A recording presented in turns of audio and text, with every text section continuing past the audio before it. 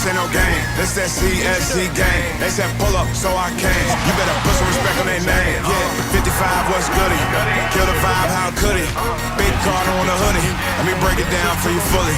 This ain't your average broadcast. This ain't just no podcast. Them other shows spread fake news. We just call them broadcast. Wes, Joey, Sam, Sean, Dante. And you know that boy Higgy. He said he don't want no small fries. Tell them they better make them biggie. Yeah, you already know what we be on. We got the crown, we hold the throne. We throw the mails and you take them home. When they ring the bells, you know that it's home. The bar set, we setting the tone. If we set it, then set it in stone. Sit in the seat, set up your phone. You in the Cardinal sports zone.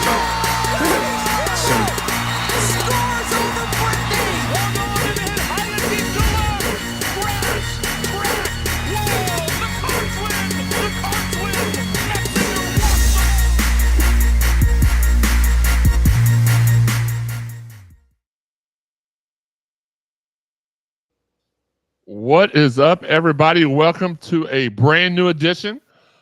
Coming to you live from the Four Peg Studio. This is the Cardinal Sports Zone podcast on this fine WrestleMania Sunday. For those of you that celebrate, I'm your host, Jeremy Wyman. With me here today, as far as the co-hosting duties are concerned, it is the guy that has the keys to victory and the keys to just being an all-around good dude is my man, Wes Keyes. What's up, everybody? Underneath him, pause. Directly below him on the video board, you see our Live with 55 counterpart is the notorious Higgy. Higgy, what's good, man? What's good, everybody? And last but definitely not least, he is my big little brother. He is holding the customized Live with 55 championship wrestling belt that you can get from CapGo. Championship belts, solid gold plating. Gorgeous. It's beautiful. The camera's right there in front of you. No, I'm trying to hold it steady. steady. Okay, holding it steady. It's my guy, Joe Wyman. Joey, what's good, man? The podcast people's champ. The podcast people's champ. All right, good enough. Fair enough. Listen, we're going to get some of the business out of the way first. Don't forget the Mossy Oak chat line is open. If you're watching on Facebook, YouTube, Twitter, or however, send your questions there. Check on the graphic to see how you can follow the Cardinal Sports Zone podcast on social media. On the right and on the left, how you can support the show monetarily. If you're watching on YouTube, which is where we do prefer for you to watch it at, hit that thumbs up button. It helps us out more if you're watching on YouTube. Facebook and Twitter are stingy with the money. YouTube actually gives us a little bit per view, so we appreciate them, and that's where we want y'all to be at. Quick sponsor shout-outs before we bring the guest of honor on here. Bear Knowles on Market, Fitness Market, Four Pegs Beer Lounge, the Collision Course Crew Tailgaters, Cherry Picking, Shoot 360, and the aforementioned Mossy Oak in the Mossy Oak chat line. We're going to have another Louisville live stream Tuesday at 7 p.m. This first one we restarted this past week. We had on Monroe Mills and Jonathan Mendoza. It was a smash hit. Over 1,000 people tuned in live. That, for those of y'all that don't know, the Louisville live stream is a way where you can do a Q&A for about 20 to 30 minutes with athletes past and present. It's an NIL opportunity for the athletes. So they get a little bit of bread while they're in school. They get to come on and talk to me, which should be an honor in itself. And we have a good time. This Tuesday at 7 p.m., though, if you didn't tune in before, make sure you download the Rave On Sports app. Easy to use. You just click. We tell you what time it is in advance. We tell you the guests. Then about 10 minutes beforehand, you just click on the link. In that Rave On Sports app, it's easy to use. This week, transfer extraordinaires, Penny Boone and Colin Lacey. We cannot wait to talk to them. But look, got all the business out of the way. Let's get to the guest of honor. Our guest today is no stranger to the Louisville basketball community. He played in games all 4 of his seasons here, which at that time that wasn't very common. You know, you had your guys like Larry O. Shout out to him, love him. You know, him and PK were similar because they both, you know, well, in Russ too, really, if you think about it, they all played a little bit their freshman year, then a little bit more sophomore, and then stars junior, senior year. This guy definitely followed that format to a T. He was also amongst the leaders in a variety of different offense and defensive categories, and he was one of the first guys on campus that I really started clicking with almost instantly, just because of how funny he was, just how cool he was with my guy T. Farley. and he was also a main catalyst in the infamous Miracle on Main. I could talk about his accolades all day, but he's got stuff to do. He's in a beautiful place, and he probably don't want to be talking to us all day anyway. So it's our guy, PK all day, Preston Knowles. I'm sorry, I mean PK. What's good, PK? What's happening? What's happening, man? You know, just trying to live. Hey, real question. Real quick question though. Absolutely. How much is that belt that he pulled up? How much is that belt? How much did it cost me? Yeah, that belt that he has. The man with the belt. So that's my little brother Joey, my big little brother Joey. What's up, Joey? What's up, bro? So I got it for free because I have a wrestling podcast along with my friend Daniel Spencer and Eric Cornish, and they're a sponsor of that podcast. So if they were to make it and I had to pay for it, that would have been about a $600 belt, but I got it for free. Oh wow. Okay. Yeah, I ain't gonna lie. I would love to use that to like motivation for the kids. Like, all right, every person that wins gets to keep the belt. Kind of like how Miami and some of them places do. If they get a fumble or they get something, they get a chain on or whatever. Then if somebody else does something, they get it. So that's what I was gonna use it for, like as motivation. Like, hey, this team won this tournament or this team won this game. Y'all get the belt. So it's like they got bragging rights, which means that when they play another team, they want to play 10 times harder because they want that belt or whatever else. Yeah. Because that is a nice belt. Absolutely. And I'll put you in touch after the show. Remind me, I'll send you the name of it. Like, he can do anything. Like, I customized the belt strap, the side plates, the main plate. I told him what colors I wanted, everything. I told him I wanted it to be 24 karat gold plated. Like, he did everything for me. So okay. Yeah, he's a pretty good dude. And I got it really quick. I got it within 2 weeks of placing my order. So look, we'll talk about that though after the show, man. People want to talk to you today, man. They want to they miss you. They want to talk to you. Look, we've been trying to get this done for a hot minute. Ever since the pandemic, we tried to squeeze this in. You've had stuff going on. I was in the hospital for 4 months, off and on. It's just been an issue. And then you've got kids, and man, I feel like I have watched them grow up on social media, little athletes just like you, man. So I'm very, very. First off, I want to go back to the point we met. I want to say it was Farley's junior year. Was your freshman year? Yeah, in a dorm room. Yep. Actually, my first time that I met you was in the elevator going up, and I swear this is how it went. PK got in the elevator with me and Farley. I don't remember which direction we were going. That's not important. PK turned to Farley and was like, "Give me $40." And T was like, "What? Give me $40." And being the nice dude that T was, man, T gave him the $40. I was like, "What did you give him $40 for?" He's like, "Well, he asked for it." That's just how nice of a dude he is and goofy he is. And I don't think you were being like, "Hey, give me all your money." No. Like, I was broke, bro. Like, I really needed some type of money to eat, and like that was like, honestly, like, the first person that showed me the first love was a Derek the Character. That's what I was playing at the Derby Festival. He came up there, introduced himself. I didn't have nothing in my dorm room. He gave me this. It was probably about the same size as a small. I mean, as a large size iPad. It was one of those fat backs. He brought that to my room. He showed love. Now Earl, that's probably one of the closest one I was, but I didn't think I was going to like Earl at first because off the court, Earl is the coolest person ever. He's like Snoop. But on the court, that man is a demon. I remember the first time playing against him for game point, he went down. You know how he dunked on Herringody? But it was with one. He dunked on Nazi Muhammad running baseline for game point with two hands. Boom. And I said to myself, I was like, yeah, I'm probably going to have a problem with him because his attitude on this court, I know how I am. Like, eventually, something's probably going to happen. But then after we got off the court, it was like night and day. I was like, dang, this boy's cool. So he showed the most love. But before that, I mean, that was before I actually like stepped really on campus. When I got on campus, the person that I was rocking with was you and Farley the most, because Farley was the first one to take me to the mall and bought my little brought my cheap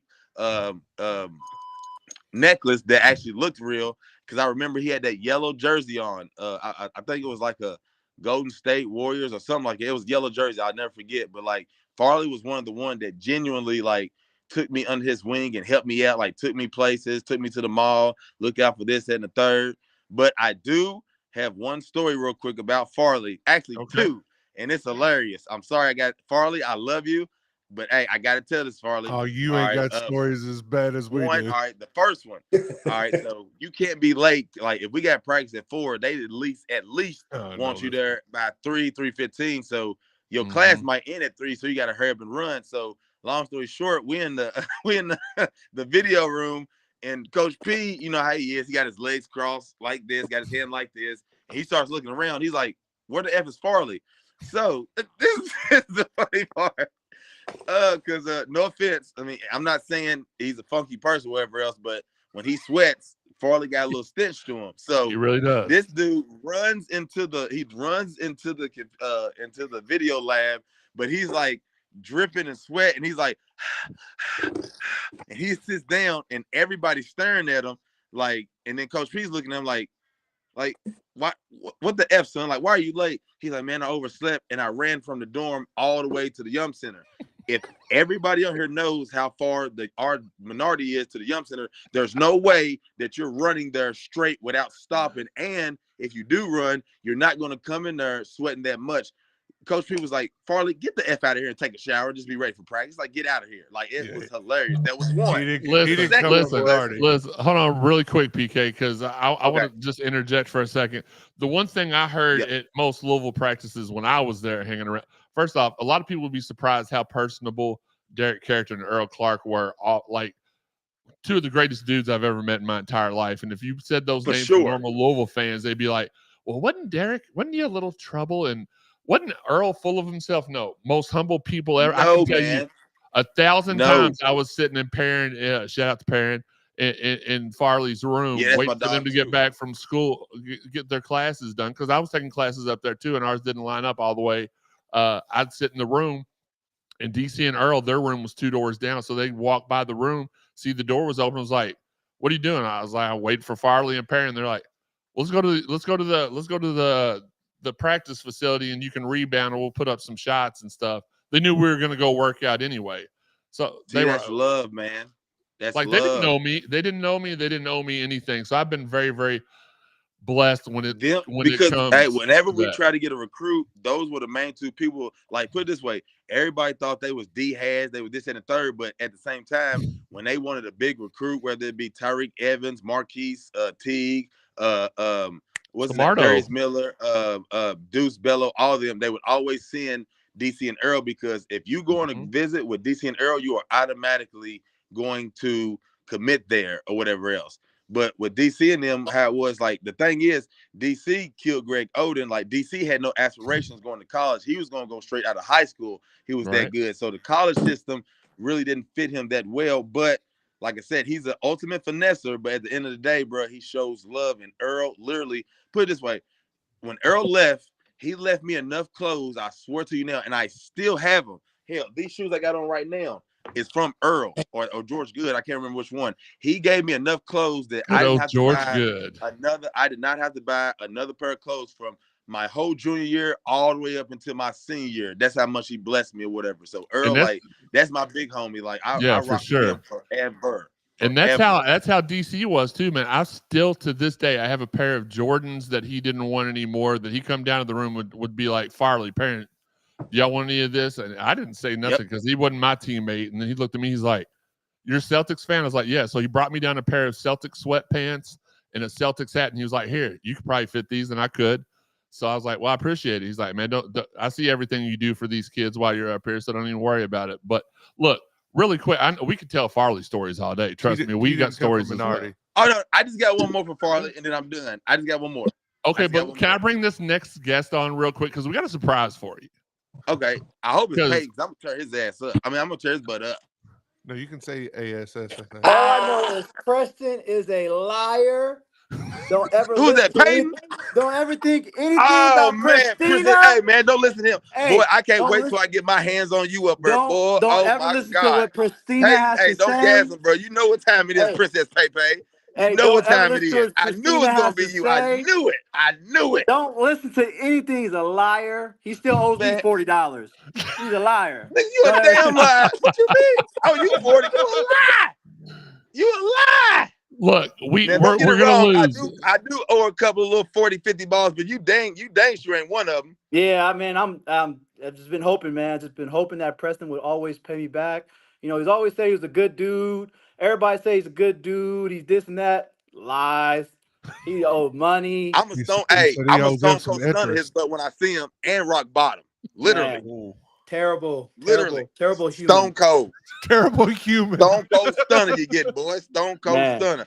Hey, Hack- but Peyton, hey, I will Hacker. apologize because I have been like I told you, but like the situation down here it's been a little bit rocky or whatever else, so it's hard for me to get back and forth to Louisville. But I am still coming to your facility because I've been telling you that for weeks now. So that's the only thing that you can hold me accountable for. Everything else is a wrap. Hey, Interest. hacker, foul you Hacker, all hey, time. we gonna get that one-on-one because Hey. you never beat me one-on-one and none of Hey. that. Boy, you know, Hey, you know who hack, Mr. Miyagi is, Danielson. hack. Don't You let know him lie who to you Hey, guys. you know who, bro. Look, come on, man. look. I'm Bolo, baby. Just- you know You how ain't I plus learned 4. all You my ain't John moves. Clyde. I'm trying to tell How you. I got Russ and all my moves, just been holding them and everything. Who you think I learned that from? Preston, just fouling I mean, everybody. who I learned it from? Yo, Seattle native T-Wheel. But it worked though. But that's the Big East for you though. You feel me? Like, I'll give you an example. Like Peyton, like, all right, it goes back into the Farley situation too. So remember, Peyton, like Coach would be like, hey, the next mother effer that doesn't have his hands up, or the next mother effer that throws a one-head pass, I'm gonna tell Coach G to put a sweater on him. And every time a car comes by at Papa John's, you gotta wave up and down and say, go Cards. So I'm like, hey, Peyton, switch me. You take Chris, you take Henderson, Tim, and let me get Russ. Because I knew Russ is going to throw a one-hand pass. So Russ is coming off the pick and roll. I instantly grab his left hand, literally throws the ball. Coach G, put an effing sweater on him and make a run, not even across the street, make him go to the track. So that was one. The funniest one was Farley. He was like, hey, the next mother effort that doesn't have his hands up on the weekend side, I'm going to tell Coach G to put a sweater on you. And every time a car rolls by next door, you're going to run and jump your car. So the next 3 plays later, Farley did the same thing. He said, Coach G, put a sweater on him. Farley was like, no, Coach B, I'm sorry. My bad. This was Coach B. He was like, yes, he's trying, like, Farley's 6'10". So Coach P is trying to, like, push him. So he's struggling. He's like, get the F out of here, son. I died laughing off of that. I died laughing. Because we would set you up, like, for real. Like, if Coach P be like, hey, the next person that does this, you're in trouble, we'd be like, all right, we about to get somebody in trouble today. So I got Russ one time. That was it. The Farley, that was on him on the weekend side. But I got Russ on purpose because I knew he was going to throw that one-hand pass because I had literally his whole other arm. T-Will taught me that, though. But with the pants, though, because I kept, like, guarding him, getting over his screens. He's like, okay, PK, I got something for you. As soon as the screen come, he grabs my shorts to where I got to follow behind him. I was like, okay, I see what you're doing. I like that. You got to teach me that. He's like, brother, I ain't teaching you shit. You got to figure that out for yourself. I'm like, dang, T-Will. Like, we teammates, bro. I'm trying to get over that screen like that, too. Can I point out real quick that we are probably going to lose every one of our sponsors today, except for the fine folks out at Shoot 360. PK is on one right now, and we love it. Oh yeah, I'm sorry. My bad. It's been a minute, man, because I miss and love all of y'all. And I'm in children's show. down here, so I got to make my way back up to the field. That was on me, guys. My bad. This is a children's show. Jesus. Oh yeah. Hey, kids. Hey, my bad. Hey, I'm sorry. Don't use that It's language. been a minute. I'm PC from here on out. I promise you. I'm PC from here on out. PCPK, y'all heard it from everybody. Hey, Scouts honor. Yeah, I wasn't in the Scouts. Listen, let's get a couple of these. Let's get a couple of these questions in really quick because everybody, the chat line's blowing up. We appreciate y'all watching. Take time out of y'all Sunday to join with us today. I wanted to ask you, man. I know I've been seeing you've been doing some AAU coaching. How's that going for you? Woo-wee. Okay, well, I'll start it off from last year, from January. I was with Hoop Dreams and Mike Scott. Great organization, this and the third. The only thing that I personally probably didn't like, and I told you, like, Mike helps me out more than none. I have nothing bad to say about him. The Hoop Dream, the organization is top notch. It's probably business-wise the best one in Lexington. But, like, y'all seen the movies The Little Giants, right? I didn't have the Cowboys. I had the Little Giants. So we're going to Louisville. I'm not getting no practice with the team. I'm just showing up to play them.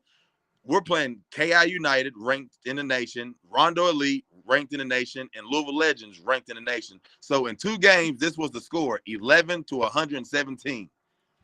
So I'm getting my butt handed to me my first year of Hoop Dreams. So I left Hoop Dreams, then I started training on my own, and then the kids that I was training, they was going to different places, and they was killing, and they was going up to the parents like, hey man, like, hey, who's training him? Like, he used to not be able to do that. Now he's better with his left hand and everything. Then they recommend that to me. So then that's how I was getting all my clients. So then they was like, yo, bro, you fit more with Nimbo Hammonds.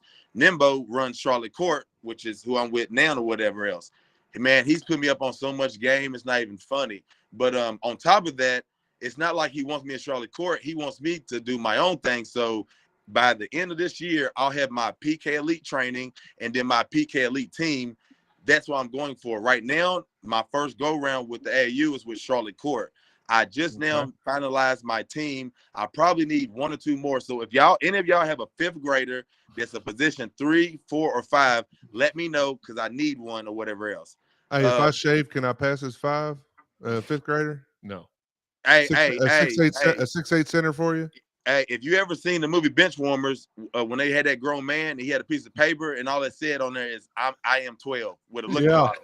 So if you get away with it, hey, I'm all for it. I'm all for it. But no, it's been fun, but it's been stressful as well because like it's more so not about the kids, it's more so about like the parents. And like I understand that you got other obligations. I know they play other sports and everything else, but like we played at Louisville. Our first, second, and third situation was always basketball. So I mainly just want basketball players. But the AAU situation, this will be my second go-round of it, but actually having my team and being able to coach them. So I'm pretty excited for it. Outside of that, like I said, Nimbo just been putting me on game. I've been reaching out to like elementary coaches, middle school, high school, everything. Like I told Peyton, I got 2 players that I think is going to be really, really nice. And I want to get eyes on him to see what Peyton and Coach Lieberman thinks about him because I got a couple cold ones. I'm not going to lie to you. Them boys can go. But the AAU, man, it's been fun because of the kids. Like, you get involved with the kids, but at the end of the day, it's a business. But so far, I ain't going to say it's been stressful, but so far it hasn't been too bad. But it's not something that I want to continuously do. You see what I'm saying? I would rather train and get my knowledge as opposed to actually coaching, but I do a good job, but it's like, you know, it's not really like my forte. You know what I'm saying? But yeah. Overall, it's been a good experience. It's been a little stressful, but at the same time, it's been something. It's been a doozy. Put it that way. It's been a doozy.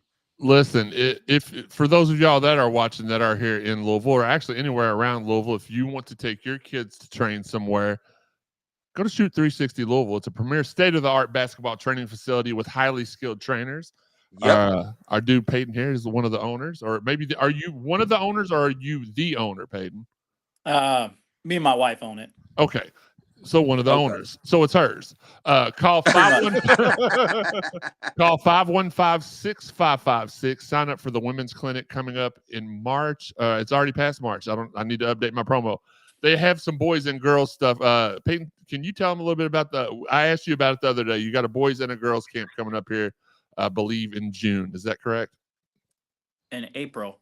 I don't even know what month it is. April. Yeah. It's all right. Yeah, we have our high school boys clinic with a great trainer down here named Jalen Maxey. He's doing it on Tuesdays and Thursdays from 8 to 9 for high school boys. And then Bree Anthony, she does the women, the girls, middle school, high school, girls clinic that she does on Tuesdays and Thursdays, also from 5:30 to 6:30.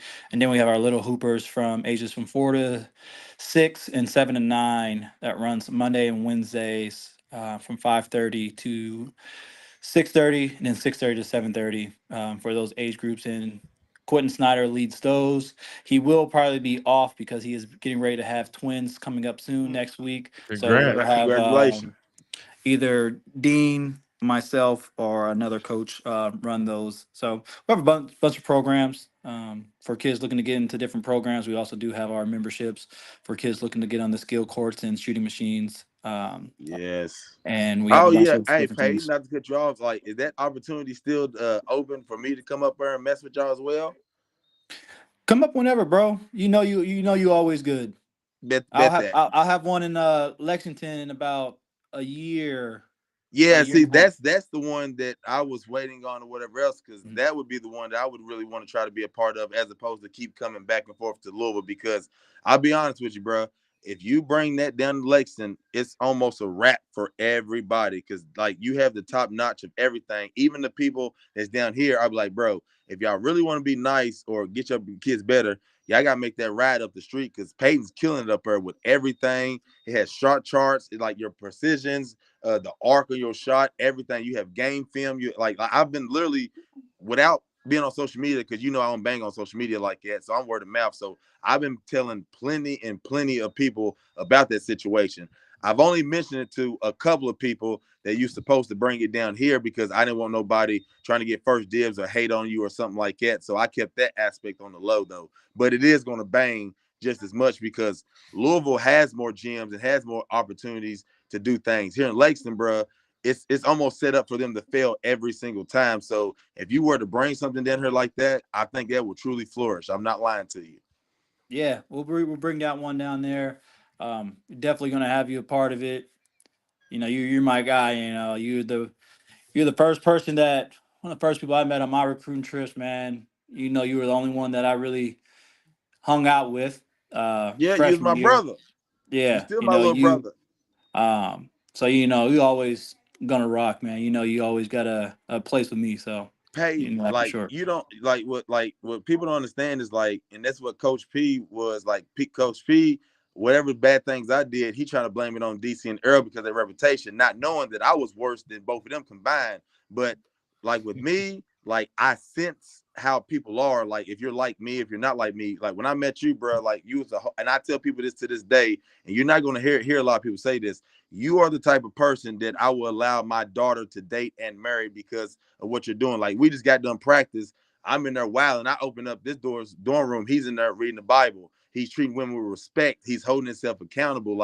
And like I said, he's a good dude. So why would I want to bring him around BS and do this in a third when I know what type of character that you are? Like you are on I ain't gonna say a pedestal, but you are the type of person that a lot of people aspire to be. And I use you as an example, bro, because you did everything the right way, bro. Like seriously, like you was a McDonald's All-American. You could have came in, been mean, not talked to nobody, none of that. Like you was open. That's why we worked, because we had that connection to where Coach P didn't know about it, but we knew about it. We made that stuff up. We played and fed off each other and everything else. Mm-hmm. That's why I wish I had one more year with you or whatever. But at the same time, like I'm supposed to be the older one, but you doing moves, and I'm like, hey, Peyton, hey, teach me that. How you doing that? See, a lot of people wasn't humble enough to do that. I'm not gonna say no names, but put it this way, I didn't get the like the big homie vibe and looking out for you. I didn't necessarily get that when I was there, but if I did get it, it was mainly from Earl and DC, but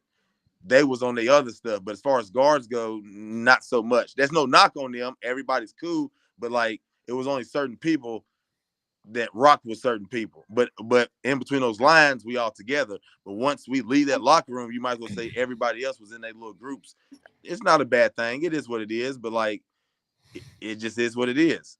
But Yeah, like it was funny. I hold you at a high standard, bro, because I'm actually like seriously, like I'm proud of you, your career, your family, how you carry yourself, everything that you're doing, man. The utmost respect to you, my brother.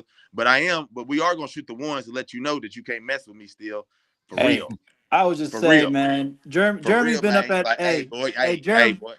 Jeremy's been up at open gyms, man. He's seen what's going on. Hey, Yeah. man, I'm trying to tell you, hey, man, listen. Hey, the last time you tried to play me one-on-one, I had your wife over. Get him, Peyton. Get him, Peyton. Because I'm tearing your butt up. Like, come on now. Nah. I'm still Mr. Miyagi, brother. Hey, you I'm still tell him Mr. about the gun Miyagi. line, Hey, boss. you, Russ, whoever, all of y'all gonna get it, Tell him about the baby. gun line, boss. They don't know nothing about Camp 8. Hey, They don't know nothing about Camp 8. Hey, we don't need fences, baby. We don't need them. tell Listen, him about the really, gun line, boss. really quick. If you go to shoot360.com right now, you can sign up for a free workout. I brought my cousin and his Yeah, he daughter up told me. this week, and man, they were just in awe. Now, mostly because they just got electricity in Edmonson County like 2 weeks ago. But other than that, it's like I pumped it up a whole lot to him in the last few weeks, but he got there. He couldn't believe all the technology. Like Shoot 360 is an amazing, like if you want your kid to learn, if you want your kid to get better, you got to take them up to Shoot 360 because it's nobody in Kentucky has it. None of that's available here. Well, not only that, do you know that Dean was telling me that? Shout out to him though, man. One of my dudes from back in the day. Yeah, Dean, big bottoms. Yeah. Him and Russ made a song called Big Bottoms. That's I always bring it up. Big Bottoms. Look, you done threw me. What was it? Oh, just the he threw me off. I don't even remember what I was gonna say. But it had to do with brought Jonathan and Carrie Ann up there this week, and they just could not get over the tools that they had to be able to get her. Like they literally within an hour workout straightened out her jump shot. There was a move she was doing that it was just something she had learned naturally, and he was like, well, instead of doing that, do this. And her accuracy, she went from like starting off the day at 35% to 75%, and that was just in 1 hour. Dean's a really good teacher, though. I don't want to sit here and act like he was a magic man, because Carrie Ann's a really good basketball player, but he literally was showing her like little nuances. And on our way home that day, she was like, I can't believe how all the little things that he showed me really helped me. And she's a student of the game. She loves basketball. Her dad loves basketball. That's Coach her Patino's right there. That's detail. Yep. So yeah, Dean though, man, shout out to Big Bottoms. I guess I'm gonna call him when I come in tomorrow. Hey, what's up, Big Bottoms? Yeah, he'll know what you're talking about. He'll probably hate you for that too, but we'll see. Nah, he likes when I be like Big Bottoms, because they had an actual Big song Bottoms. And they played it during warm-ups one time, bro. Like it's hilarious. A couple him times. And Russ, bro. You gotta say it like that. Yeah, exactly. Him and Russ wanted to be like some rappers type stuff, and the song is actually not bad. It's just hilarious because they saying like Big Bottoms. So every time I see him, I always bring it up. But Dean's always showed love. He's always kept in touch. Always showed love. I rock with Dean the long way, for real, for real. Him and Coach Lieberman. That's them. They're my boys right there. Listen, I'm throwing some of these comments. There's too many for me to just read them all out like we normally do, and I don't want to take. I know. Listen. Here's what I will say. I have been to the open gyms the last 3-4 weeks, and this isn't Peyton just getting a whole bunch of guys that can't play together and dominating them like a lot of people I know do when they get an open gym. They're like, all right, I'm gonna pick Tanner, I'm gonna pick Wes, I'm gonna pick Higgy, I'm gonna pick Dalton, and then I'm just gonna dominate all of them. No offense to those of y'all that are in here right now, but I would dominate you, you still got it like that, Peyton? Oh, listen, I don't want to say all the names because I'm not even sure half of them, but there were NBA players. Peyton bounced out on us. We lost, but there. Yeah. Okay, here he comes. He didn't want that smoke, man. I'm trying to tell you, boy. Oh, there you go. I'm about to say, hey, Peyton, so you still getting it in like that, huh? Okay. Hey, I got 2 of days coming up starting today. No, don't let him. No. Don't let him lie. My back is be messed up. I just run 3-point line to 3-point line now. Oh, his back. You know why his back? PK. You know why his back's messed up? Because he's carrying the open run. That's why his back's messed up. He's like shooting how about this? and We'll play together. I'll help you out. Yeah, appreciate that. Yes, up. Listen, hey, Jeremy, I got about 5 more minutes and I got to head out. You're good. Questions for me? Okay. Yeah. I got one for him. All right. Yep. When are we playing golf? We were supposed to play golf last summer, Peyton. I'm ready. And it got postponed, so I'm ready. I'm down. You let Jeremy know when you're ready. I wake up every morning ready. You know, yeah. If you stay ready, you ain't got to get ready. Right. We can go right over to Glen Oaks, right across the street. I'm ready. Sounds good to me. All right. Corey Massey wants to know what you all think about. So we got a new coach, and they call him PK too as well. So that's the biggest reason. Yeah. They got to quit that. There's only one PK. That's what I told him. I call him Coach Kelsey. The one and only PK's on the podcast right now. PK all day. But look, we'll ask Peyton first, and then we'll let him get out of here because he was nice enough to give us his time on the Sunday. I mean, y'all both were. We appreciate it. I appreciate you, dog. I appreciate it, little bro. Peyton, what do you think about the so the biggest worry from a lot of which our fans are insane anyway, they'd find something to worry about no matter how good or bad it was, but is the caliber so far what we know, which is a lot more that we knew under the old regime. We know that there's about 8 players that we're actively going after. 7 of them are a group of 5 guys. The best of the best, though. I mean, that's when people say, we're just going after mid-majors. Well, yeah, we're going after the MEAC Conference Player of the Year, the MAC Conference Player of the Year, Conference USA, the American, stuff like that. Are you worried about the caliber of players that we've gone at, or are you kind of like, well, dude, he's only been the coach for like 2.5 weeks. Calm down, Card Nation. No, I mean, you see the way that basketball has advanced a lot. You see a lot of these teams, heck, even in the Final Four, a lot of the best players are from mid-major colleges. And the thing about the portal and the way that college is structured now is you actually want to go after those older guys because you don't really get the time to develop them, right? You know, usually when you get young freshmen in and they come in out of high school and you get 2-3 years to develop them, then they become something phenomenal, something great. But I mean, heck, even my year when we went to the Final Four and things of that nature, we had mid-major guys come in. You know, we had the Luke Hancocks, we had Chris Smith, guys who came in and contributed big time right away. So what I say to that is, it's not like we're going after freshmen from mid-major colleges, right? Which is different. We're going after, I say we as in Louisville, going after juniors and seniors who are experienced, who's played on the biggest stages, who won games, so they know what it takes to win.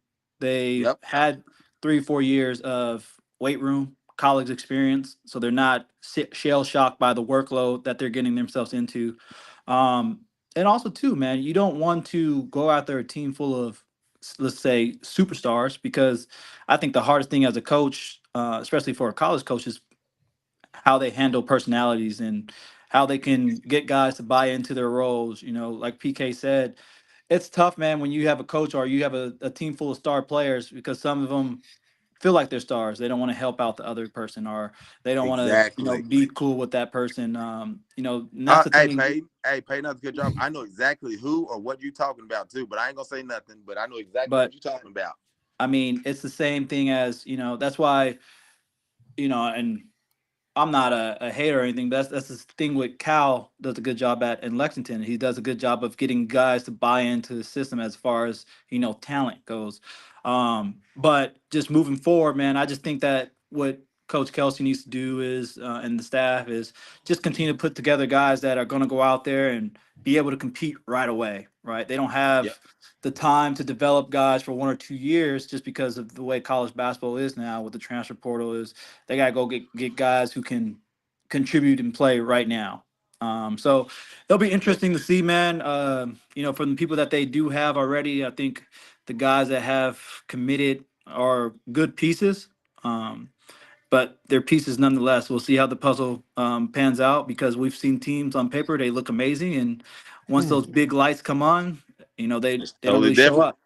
So it's at least those guys, they played in the big lights that they have coming in right now and that they're after, and it'll be interesting to see how it all plans out. We do have a couple of silent commits already. I assume that they'll be revealed tomorrow or Tuesday. But last question for you, Peyton. We'll let you hop off here. What do you think so far? I know we've talked about this privately, but what are your, because they don't get to all of them don't get to be there when we talk. So what are your thoughts on Coach Kelsey so far? He seems like to me, he's a refreshing change from the keep it quiet. And you're not gonna ever hear me talk any crap about KP, because at the end of the day, still a Cardinal forever. It didn't work out here. It's unfortunate. It is what it is. But just in the 2.5 weeks or however long it's been, there's already been like open lines of communications. Like with KP, it was understood that y'all could come back and observe practices. But like in his opening speech, Kelsey's like, if you've ever worn the Cardinal jersey, you're invited to every practice. You're invited to help out however you want to. So with all that being said, what are your thoughts? And then Preston, we'll get your thoughts after Peyton. Hold on. Are you talking about Kenny? He said it to Kenny Payne, or he said it to Peyton? No, he said in the press conference, everybody's welcome to come back.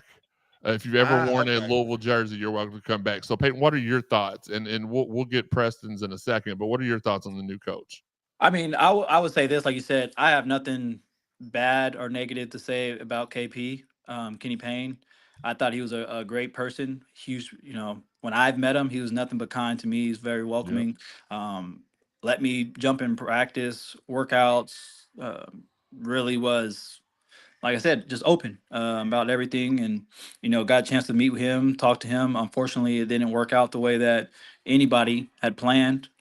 We all wished him success. It just, unfortunately, sometimes things don't match up well. Right. You deal with injuries, you deal with certain things that just don't go your way, and I hate that it happened. But just moving forward with Coach Kelsey, I thought that the next coach that Louisville were to get had to be somebody with a big personality that can get the fan base behind them, um, and I that thought it was can. gonna be Huggins. And I didn't know who it was going to be, honestly, but I knew they needed somebody who had a big personality, somebody that can get the fan base behind them, somebody who's can coach. I mean, he's proven what he won at College of Charleston. They won their conference, and just somebody that players can trust, right? Like every person I've talked to, former player or current that I've talked to about him, just say, look, that's his energy all the time. They love playing for him. They love him as a coach. I love him as a person. So I think he gets that nod. And again, I'm backing him. Just like I would back any coach that would be here because I'm a Louisville guy. Louisville is my home now, and I represent the city, I represent the Yeah. university, and I want them to always do well. I'm never going to wish bad on anybody, no matter what they're doing. It's like for people that wish bad on Kenny. Yeah, it was a tough situation for him, and were they losing? Yeah, but there's no reason to kick a dead horse, right? If they're not playing well, Right. why not try to uplift them with some positivity? Why not try to back them and help the guys out? I mean, PK knows. I mean, we've been players. We've understand. Look, my senior year, I tell everybody I lost 5 games my senior year, and I still had, messages, hate messages, and things of that nature. It comes with part of the business, but also too, I had a lot of love, right? And that's why I Hey, decided to come hey, back. not to stop you real quick, Peyton, but see, that's what trips me out the most because throughout my 4 years, I thought we had the fan base that whether we played good or bad, they still rocked and loved us no matter what. But then it seemed like when KP got there, it's like we turned into a whole different demon. Like we done won 5 championships in a row. So that's what threw me a loop. Like, yeah, get him out of here. Like you said, the hate mail and all that other stuff. Like I really didn't get none of that throughout the 4 years that I was Well, there. And even after a little bit, like it was like the fan base was like actually like together, no matter what, good or bad, they support their team. But here lately, it seems like, yeah, we don't care about them, or they going a different route, or like you said, sending hate mail or messages to kids on top of that. well, And I don't see, think that's right. well, I would say this about that, PK, and I know you, and I rocked with you all the time, right? Yep. Social media, you don't have social media. You're never on it. You don't Yep. mess with it, and and I know that because you never like that. So Yep. people didn't have access to you, and you couldn't see it, right? You like Very on true. Facebook, unless you add them as a friend, they're not going to say anything to you. Facts. And for people True. with social media now is for the thousands of positive comments that our fans would leave. Mhm. Now with social media, there might be one or two trolls that really go after you, and you as a player, you see those two comments. You go through like the love because the love is love, but the hate is Right. what really catches your attention, and then you feel like, oh dang, they always hating on me. Like it's always been there, Hmm. right? Like we used to get letters. They used to send us letters of hate mail, and you don't have to open it. Usually just throw it away because we didn't Right. feel like reading it anyway. But now with social media, they have such a that Instant you're so access. available to them that they can send you a DM or they can type your name in and mention you, and it comes across your timeline. You're like, ah, man, I see that. That's like my biggest thing for some guys. Let's say that don't do well with social media, hire a firm that run your social media account so you don't have to deal Yeah. with See, that. that's me. Because I Like know that's with me. social media, you're building a brand and you're trying to build yourself up with NIL deals and all that stuff. But why not hire a brand to run your social media so you don't have to deal with all that? You don't have to see all the negativity. You don't have to see all that because now, and you don't even know if it is your own fans, right? You don't know if it's Louisville fans. It could be, Right. Right. we're in Louisville, right? It's the biggest rivalry between Louisville Hmm. and Kentucky fans. It's easily for, and I'm not saying they do this, but it's easy for another They fan do. They base to do. just uh, put another picture up, comment in, and act like a Louisville fan, but comment under something like, "Oh, you're terrible, get you out of here," right? There's Hmm. so many people hide behind a keyboard nowadays that you don't know what's real and what's not. I hate that, man. So I hate that. That's where I come from, where people like Preston said, we got lucky though, because remember, Coach P wouldn't allow us to have a Twitter. We could have a Facebook, but he would not allow us to have a Twitter. So that kind of like filtered out a lot of the BS as well, too, though. So you are right on that one. Like social media, we had it, but it wasn't as big as it was. Like it probably started like getting really, really big, like your junior, senior year. Like beforehand for me, no, because you think about it, when I got hurt, I got ghosts. Nobody knew where I was at, what I was doing, because my thing is I'm here to play basketball. Y'all want me to play basketball. Anything outside of that, it shouldn't be none of your business, or you really shouldn't care, because the only reason why you care in the first place is because I'm playing basketball. So let me do my job, and then afterwards just leave me alone, and that's it, because you're always going to get 110% from me.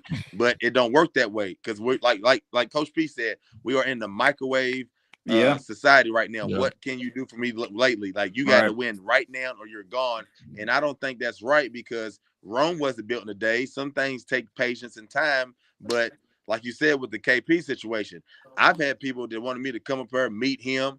I didn't text him and all this other stuff. Y'all never got to meet him face to face. I did get to meet Mac, but like with Kenny Payne, no. But like Kenny, like I said, I will never say nothing bad about anybody. I don't care how bad the coach or anything was, but from like Jeremy, we've had conversations in personal that we can't talk about on here about certain things. But at the same, instead of like going against them, at least give it a month's try to where y'all packing the stadium out 20 times to see if that can give the energy and the boost for the players or something like that. And it seemed like there was a disconnect between the players and the coaches, and that was the funny style to me, because when we played, there was no disconnect. You know what it was when it came to Mass, Willard, Walt, Coach P. Like, you knew what time it is. You knew what the program, and Lieberman, you know what it was. But there, it seemed like it was a disconnect, kind of like how old people and young people, there's a disconnect with that now. And then you got the light skin versus dark skin. And then the haves and have-nots. That's a disconnect now. So it's like, it's transferring into everything else, and that goes back into social media and the NIL deal or whatever else.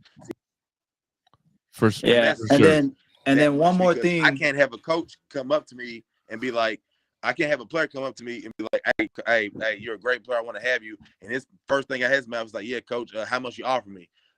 0. I'll talk to you later. You have a great career. I'll be praying for you. Because I can't do that, man. You got to do it for the love of your heart. Like, I know it's a business at the end of the day, but still, you know what I'm saying? Like, it's weird. Like, it's weird. It's weird. Yeah, and then my last thing before I take off is just going back to the fans, right?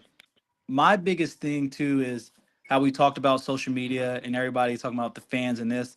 I can honestly say, and I mean, I can even talk about most of those guys, is in person, one thing I felt in love about Louisville was when I walked around the city, everybody showed love, right? Everybody, no matter what it was. Hey, what's up, Siva? Go Cards. Da, da, da, da. Or when I was a freshman, hey, what's up, Sosa? How's it going, man? Go Cards, because everybody called me Sosa when I was in college. But what it is now, and what's different is none of the players dealt with fans that hated them in person. They were still able to go around. Now, they may get asked questions, but the real fans always showed love in person. Now, like I said, people on social media, they villainize the fans because like everybody can say something. They don't know if they're true fans or not. Like I said, they can hide behind the keyboard. Facts. But when people see them in person, they show them love. Like when I went out with some of the players, like they came around me or I saw them at a restaurant, everybody showed them love. Hey, go Cards. We'll get them next time. Da, da, da. Because the true fans in the city, they show love. And I don't get like when people always talk about all these fans on social media, they get at them. Yeah, that's social media. People hide behind the keyboard. But when they see people in person, as PK can tell you, they're always going to smile on your face and show you love. But yeah, they know better, or that comes with something else. And, they show you love. Like, even when I was in person, right? If I go anywhere, like, they're going to just, hey, we love you, da-da-da, we can't wait. And I feel like that's the true fans, right? That's what makes Louisville such a great city. And that's what I fell in love with it when I came for my visit. Because when I was walking around with PK or with T-Will or Earl, like, those guys are rock stars. Like, yes, we go to the bowling alley, those guys are rock stars. Like, we go out to eat.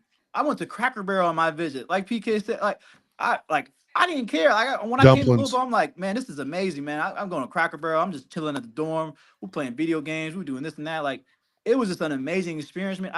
I never asked for anything else. Like, I just wanted to, oh man, I'm getting recruited by this. This is awesome. Like, I came from the inner city. Like, I didn't think I was going to go to college. Like, even if I was a McDonald's All-American, like my mom and, they brought me up to the point, like, just be humble and be like grateful, right? That's the word, grateful for what I got. Like, I was like, oh man, this is the number one team in the Big East conference. Like, they recruiting me. Like, this is awesome, man. That's the thing. Like, what kids don't now, like PK said, going back to like, oh, how much I'm getting for NIL. Man, I couldn't imagine having any money in college. Like, people always talk about, yeah, they would have kicked me out of Louisville because me and my homies would have been up there every weekend wilding. Oh yeah, hey boy, listen, hey, I told you 90% of my stories I gotta tell. I can't tell on here. I gotta see y'all in person, but boy, trust me. Crazy, man. Well, hey, your boy was outside. Well, PK, man, you always can come up here, man. You got my number, man. Come up whenever, bro. I love you always and always rooting for you, bro. Jeremy, I appreciate you. Jeremy, I'll probably see you tomorrow if you want to come up here, man. You're always for sure. Hey, all right, course. Princess P-Pay. Hey, don't be having no tutu on, boy. Say bye. Hey, tell your daddy, don't be putting no tutus on. All right, love you all, man. You guys take it easy. Appreciate you, bro. Love you too, bro. Stay safe, my brother.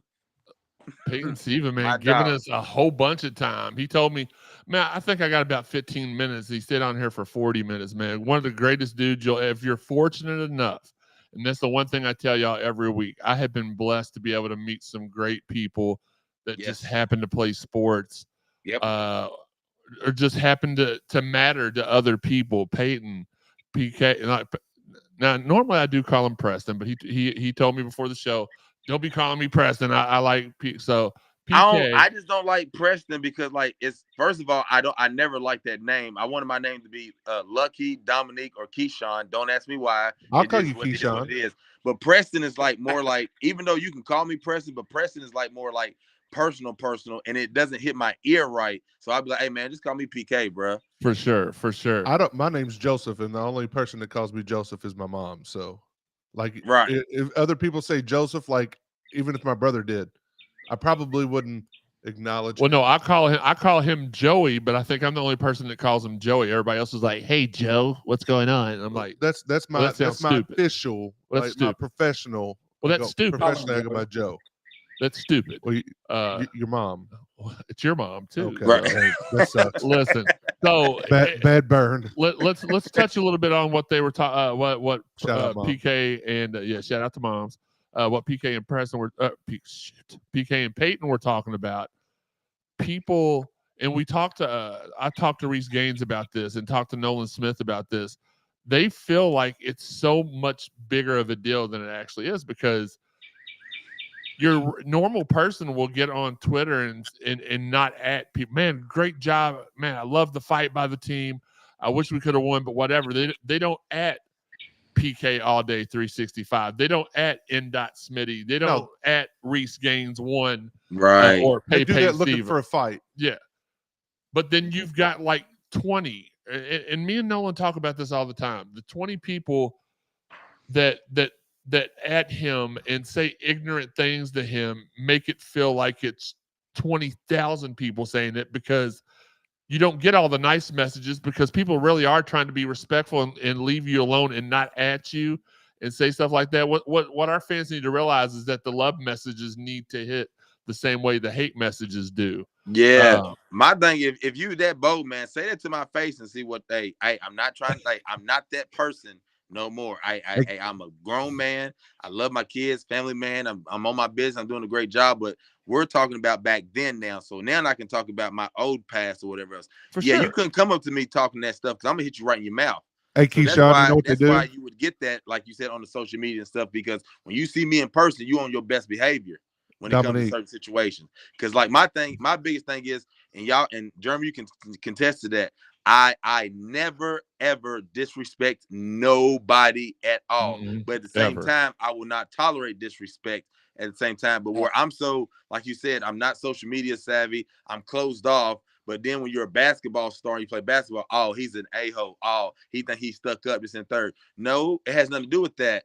Y'all That's didn't not know your that life. I played basketball from 3:30 to 10 p.m., then went home, had nothing to eat, didn't go to sleep till 5, had to wake up in the morning, and then go to school and have to deal with a race at school that didn't even want me there. Like, and then think about that week after week, and then I'm supposed to come in with a smile on my face? Nah, man. Nah, it don't work that way. And then, again, let's say, all right, you meet 10 people.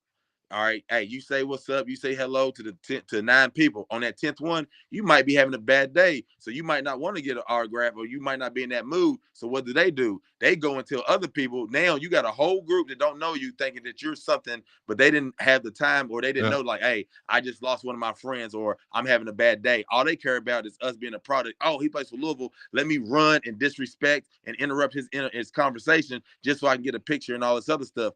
To me, I was never big on that. I don't like that or whatever else.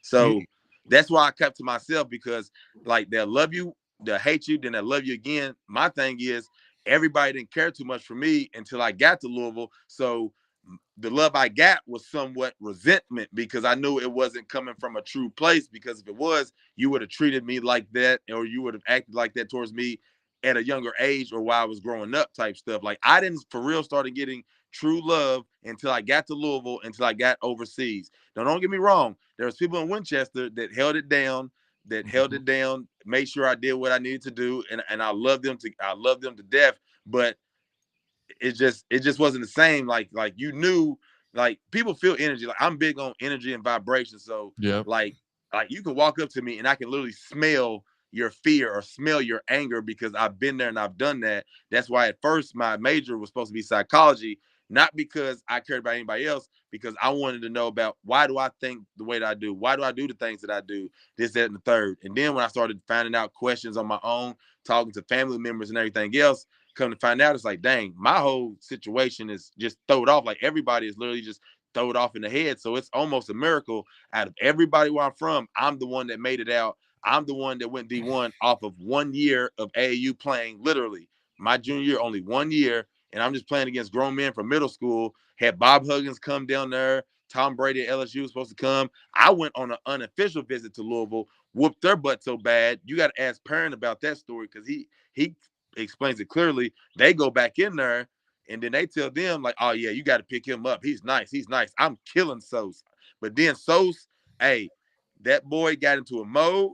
Listen, he started, like, on that one-on-one, I'm locking that up. He started telling DC to set them screens. Boy, he probably scored 8 straight on me, because what threw fire what threw salt on the wound was, I picked him at half court, came down, boom, banged it. So Earl is talking stuff to Sosa or whatever else. So he's getting Sosa piped up, but I'm saying to myself, Earl, leave him alone. I got to guard the man. You don't. Boy, he comes down. He did one move one time. This is my last story about him. He did one move. He's going to the hole. I'm like, oh, y'all about to beat this. He takes his opposite hand, grabs my hand, pushes away, and then floats it up with one hand, boom, off the backboard. I'm like, yeah, hey, he's nice with it. Yeah, he's nice. But then they went back. They asked Coach P about it. How is he? You think he can play here? Because they only had 2 scholarships. They really didn't care about it. It was me and George Good, and then Lee Steiden signed on. So he was like, everybody gave him back a good rapport. So then I remember it was on a Sunday. Coach Masiello, oh boy, I got stories for him for days too. Actually, I got 2 I'm gonna tell y'all. The first one was he was like, I was at the mother of my kids' house at the time.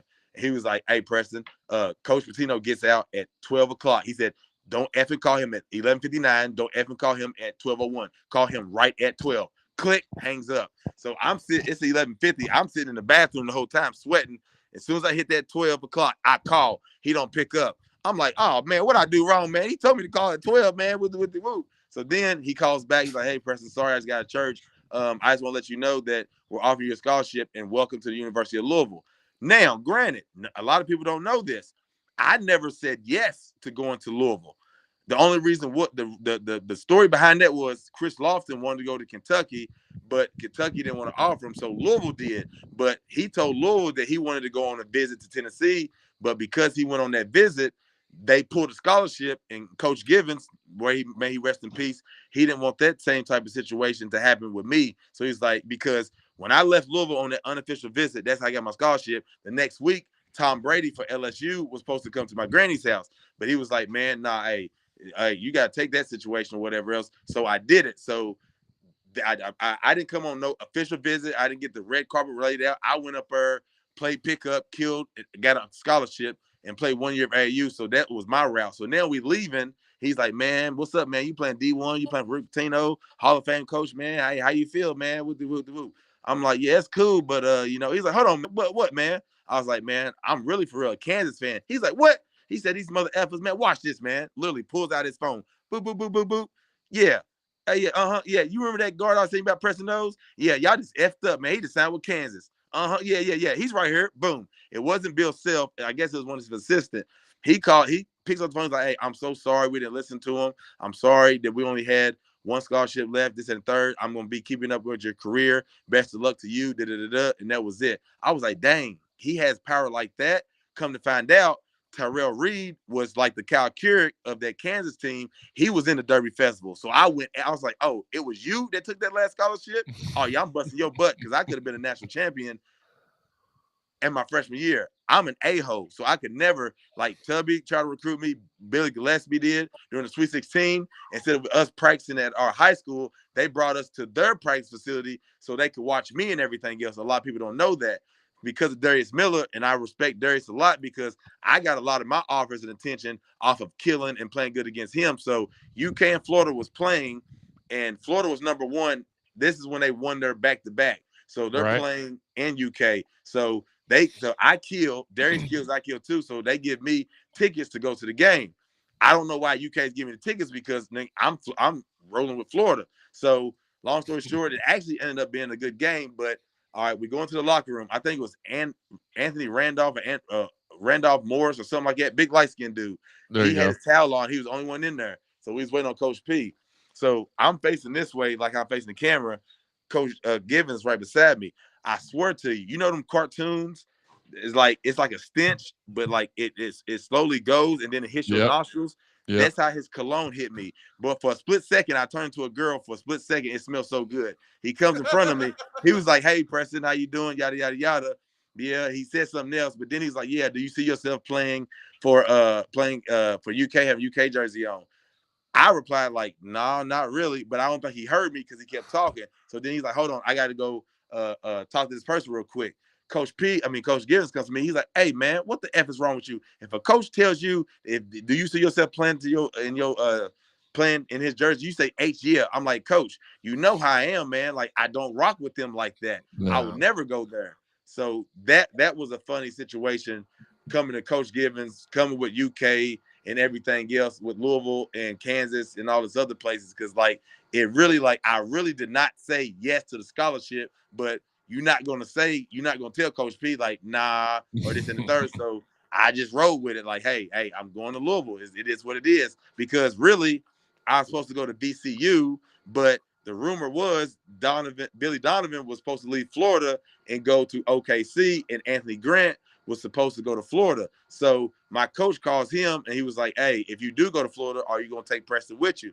He was like, I don't know. So Coach Humphrey's like, Preston, I don't know if he's going to be there that long. I don't think you should go. So that's why I didn't end up going to VCU instead, because that was one of the teams. They rolled out the red carpet. I loved Richmond. They didn't have a football team, so it was all love. But like, and Anthony Grant actually ended up going to Alabama or whatever. So it is what it is. But like the process of me playing and everything else, like, it's almost impossible to do what I did and how I did it, because I only played 1 year of AAU. I never played travel ball. I just played against the hood kids, people that was way older than me, grown men. So when I got to Louisville, their mentality, how they talk stuff, how Coach P was, I grew up that way. Like, that's my mom, but Coach P, that's my mama talking to me. My teammates, how they are, that's my homies talking to me, because I hung out with everybody that was older than me. So if I wanted to act like a kid, they'd be like, PK, get the F away from us. So I had to grow up at a younger age. So that actually helped the stuff that I went through to get to Louisville. But at the same time, it really didn't have to go that way, because and this is my last story, and that's it. So I used to come into class, like, I was truant. I'm not going to lie to you. Like, I didn't care about nothing. Like, I remember the chemistry teacher was like, congratulations, Preston. I'm like, for what? Like, yeah, we just heard, it was my sophomore year. Yeah, we just heard that you got a scholarship from a Morehead State. I looked them both in the eyes and said, so, and walked off. They was like, because I didn't plan on bro, I didn't think I was gonna live past 25. So long story short, I got the official confirmation I'm going to Louisville and everything else. I'm not acting like I'm the man. I just leave everybody alone. So what I would do is come to school late. I had to start living with my high school coach because he did the truancy thing, and if I kept doing it, my mom would have to go to jail. So like the second half, I had to live with him. He lived like right down the street from GRC. So they would always try to harass me, get to me, get me in trouble. So what I would do is go to the locker room, brush my teeth, take a yellow page paper and just rip a piece off and then walk right past. And they're like, Preston, you got your hall pass? I just hand it up, keep on walking. So I would sit in the first row. That means that as soon as that bell ring, I'm the first one out. So I came late. Miss Pinson, love her to death to this day. Come to find out, they had a meeting my junior year saying, how are we going to get Preston Knowles through his senior year?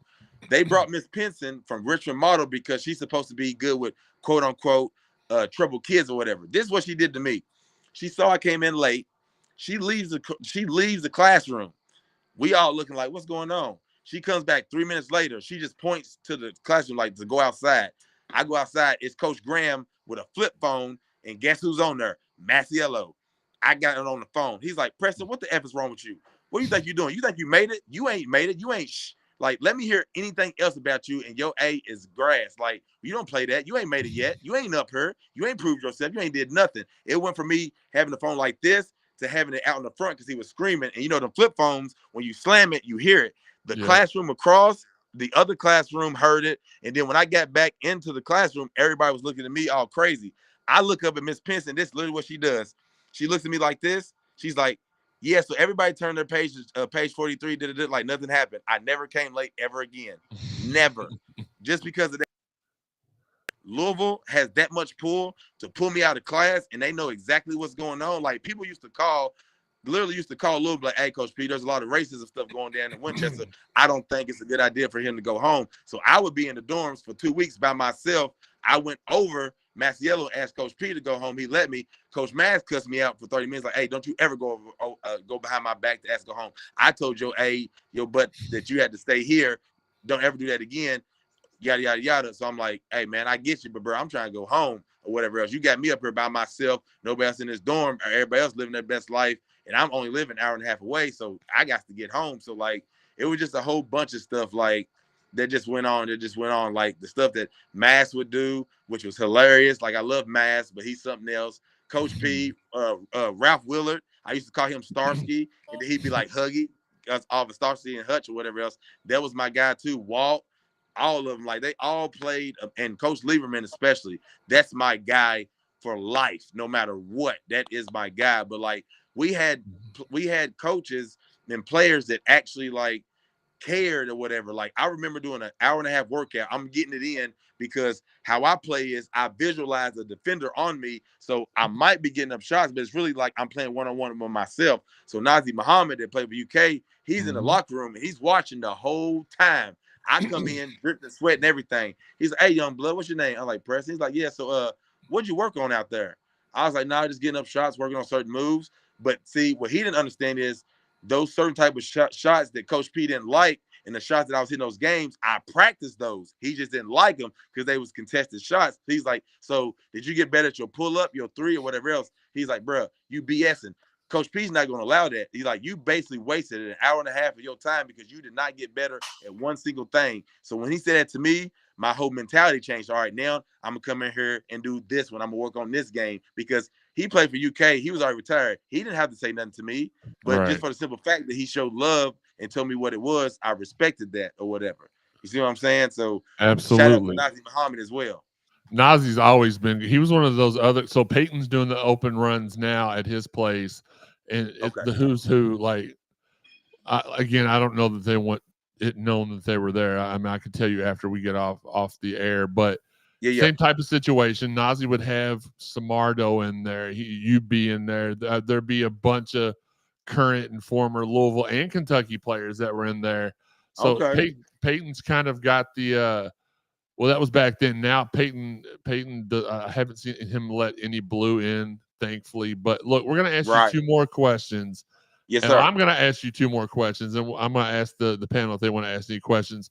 Okay. First off, I know that how are George and Delk doing, man? Those were your two dudes. Whenever I saw y'all, like me and Perrin and Farley hung out, it was you, Delk, and Good. No, you really saw me with DC and Earl when they allowed me, when they used to be on BS or they was on something they wasn't supposed to do, they wouldn't bring me with me. The only reason why Delk is my brother, like out of everybody, that's my dog.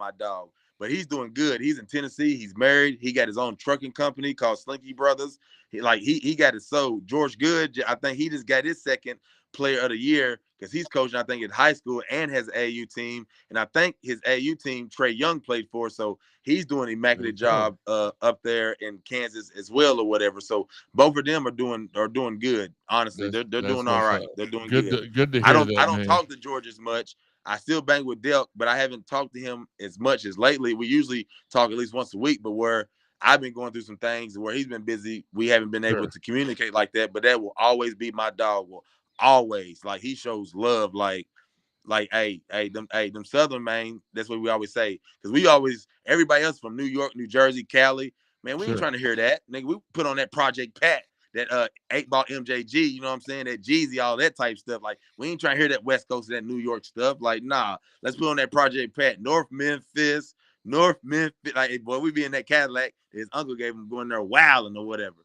But they're doing extremely good. I'm trying to get George to get his team to come to Kentucky to play one of my AU teams. So one of the things that I wanted to do is, like, because think about it, every AAU team here, we got to go out of state to play everywhere else. But in high school, every other high school, they come to here to play in college. So, like, why don't we have something set up like a Rico Hines to where you can record it and then get money off of it for videos, and then have the young kids come there and watch, inspire them. And then you got NBA players from UK and Louisville. Why can't they have open runs and do stuff like that? Why can't we have tournaments from teams from Texas, Arkansas, and everything else? Because Kentucky is the mecca outside of New York, is the mecca of basketball. So why do we always got to go everywhere else? So my thing is, a lot of my players have started coaching, whether it be middle school, elementary, middle school, or high school. I want to set up a situation to where we have a showcase to where they come in one weekend, we all have a tournament,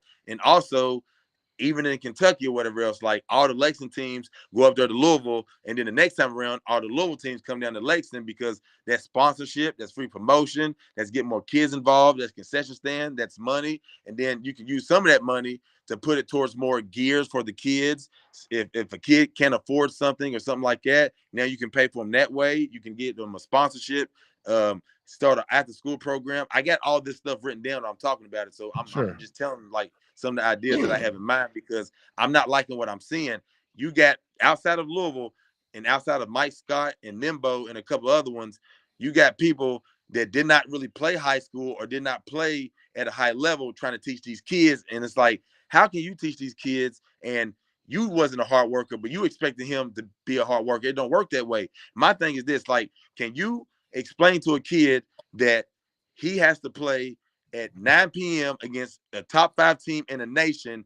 What's that mindset like from 8 a.m. until 9 p.m.? Like, you got to have study session. You got to have a nap. You got to have pregame. You have film. You have all of that to the point that when that ball jumps in the air at 9 p.m., you got to be at your best. How can you mentally guide him and tell him how to get there? A lot of these kids haven't played that level. Hell, a lot of them, like, when they played in college, it was still playing like in a high school gym type situation. So, like, how can you truly, really get them prepared like that? No, what you're doing is you're stealing money, you're getting over on the parents, whatever else, and it's going to show in 4 or 5 years. But by that time, it's almost too late. You see what I'm saying? That's the only reason why I threw my hat in the ring, because I'm like, yo, I'm not liking how a lot of this stuff's going, because I'm not worried about Kentucky basketball. I'm worried about them kids that's in Chicago, New York, Texas, and everywhere else. Because think about it, we're teaching our kids, but they're getting taught by Gilbert Arenas, LeBron, their trainers, Phil Handy, Drew Hansen, like, people that really know their stuff. So because now we are the ones that's getting older, we got to be the ones that's giving back the right way, because everything we do is game speed. Everything that I do is Coach P related and overseas related, and the kids love it because I push them, because instead of their growth going from here to here, with me, it goes from here to here, because I meet them at their level and where they're at. It's just that the state of basketball, especially in Lexington, they got so many rules and stipulations. It's almost hard to actually be good and be better because there's a lot of talent down here as well. It's just that, like, they just, I don't know, they're just a little bit backwards when it comes to a lot of things. So For sure. I'll just leave it at that. Absolutely. My last question is, when are we going to see Preston Knowles on the TBT Louisville team? Man, well, like, again, I can't say certain things on her, but yeah, the fix was definitely in. I was supposed to play last year and I wanted to play this year. I reached out to somebody. He's supposed to reach back out to me. I ain't gonna say no names because he's cool peoples, but yeah, I've been wanting to play that. I've been wanting to play, bro, because I'm from Kentucky out of everybody. And my thing is, and this ain't no knock to nobody, especially not the EKU white dude, especially not the Chris Dow, because if anybody deserved to play for that Louisville team, it would have been Chris Dow, because he used to come to the Yum Center and get his butt busted. But I seen his growth, so he deserves everything that he's gotten so far. Like, I have the utmost respect for him and Jazz Ferguson. But my thing is, we are the University of Louisville. Why are we having to go out and get anybody else from any other colleges? UK and everybody else ain't doing that. And I know other colleges do that, but like at Louisville, we got enough play, boy.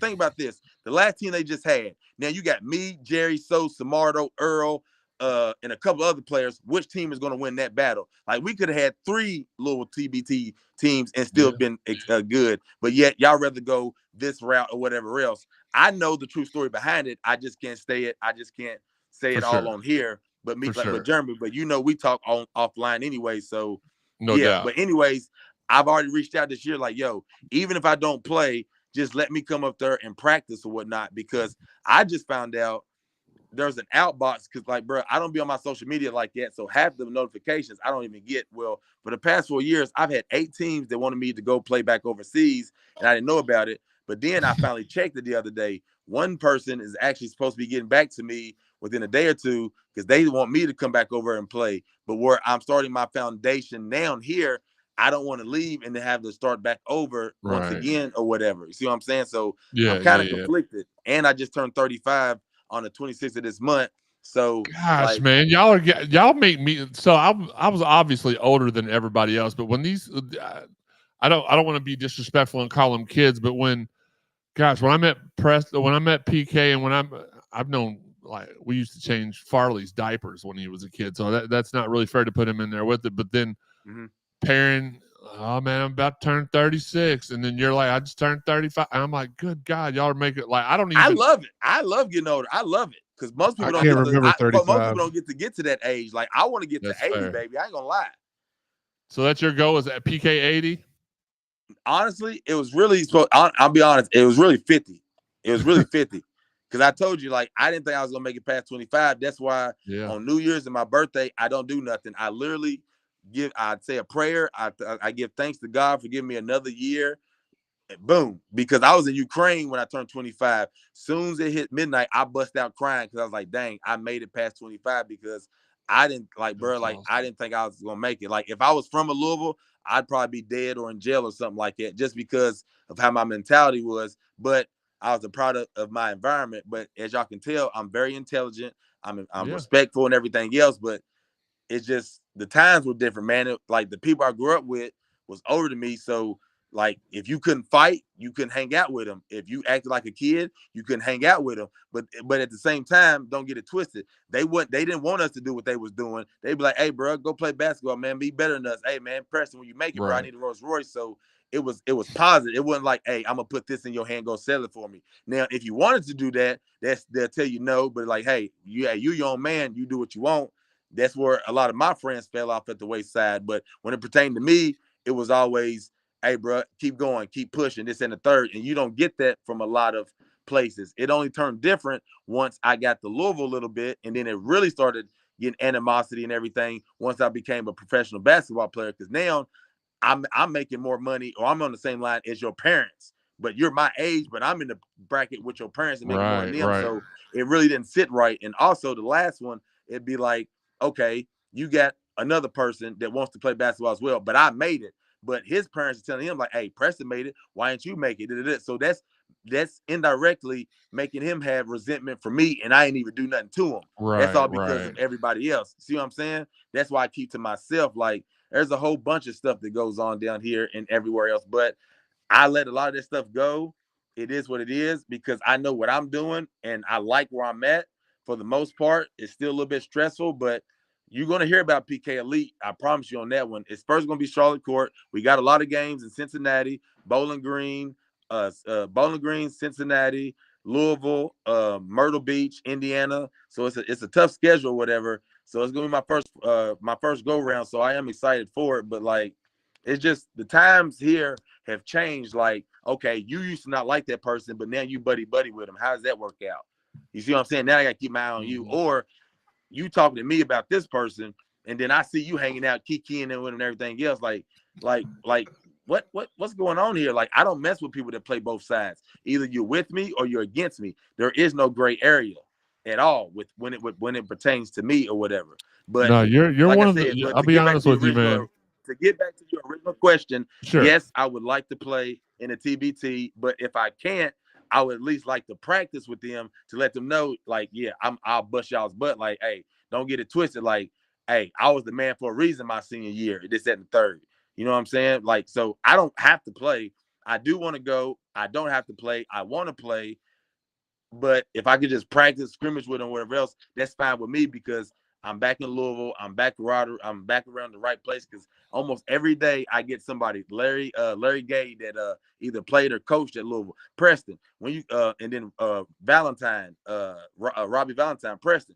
We've been talking about you. When you come back up here, man, Kenny wants to meet you. This and the third. Yeah, I'll be back up here, man. I just know I got kids, I got responsibilities. Like, man, hey, man, you come up here anytime you want, bro. You got all love. This and the third, yada yada. It's just that I got to take care of this first before I go up there. But I promise you, if I do leave, I am coming back to the Ville because that's my home. Like, I call Ville the home because that's where I get the most love at till this day. You talking about a person that's all out on the and no disrespect to the people that's from these areas. And I'm not trying to big and boast and everything, but like, we be off in the certain sections to where you ain't supposed to wear red, and I got on all red, but I get a pass because I play for Louisville. You know what I'm saying? So like, but times have changed now because now just because you play a sport or whatever else, you're not getting those same passes. So then I move a little bit differently. But like I said, I come with the ultimate respect. So it's not a standoffish thing or whatever else. Or if I don't like your energy, I literally just stay away from you or whatever else. So that's what's helped me out a lot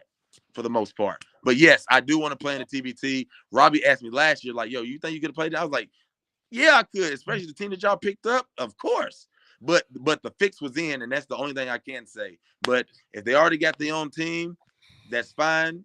I just want to practice with them, be around them, this and the third. I don't care about it. It's just that, like, I need to be back around that because I ain't gonna lie, man.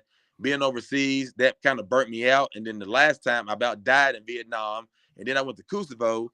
They held me hostage for 2 weeks. I had to go from Kosovo to North Macedonia to Serbia just to fly all the way back home. And then they didn't even book my flight back to Kentucky. So I had to take like this train all the way to Washington, D.C. just to fly back. That's why I was like, you know what? I don't think I'm going back there at all. Like, nah, that's just too much. They put me through the ringer on that one. Like, no. Oh, yeah. Oh, man. Hey, stories for days, boy. Like, I had a team. I was in Cyprus. My peoples died. And that's what pissed me off because, like, I would find out my people died on social media because actually I'm not going to look at that because I don't want to make this thing be negative. So I'm just going to look at it from this standpoint. So they was going to allow me to go home for a full week, the whole nine, everything. But my family, instead of asking, hold on, let me change that because I told you I want to be negative. They waited too long to do certain things, so which means that I would have to go to the funeral and then literally, boom, go right back on a flight.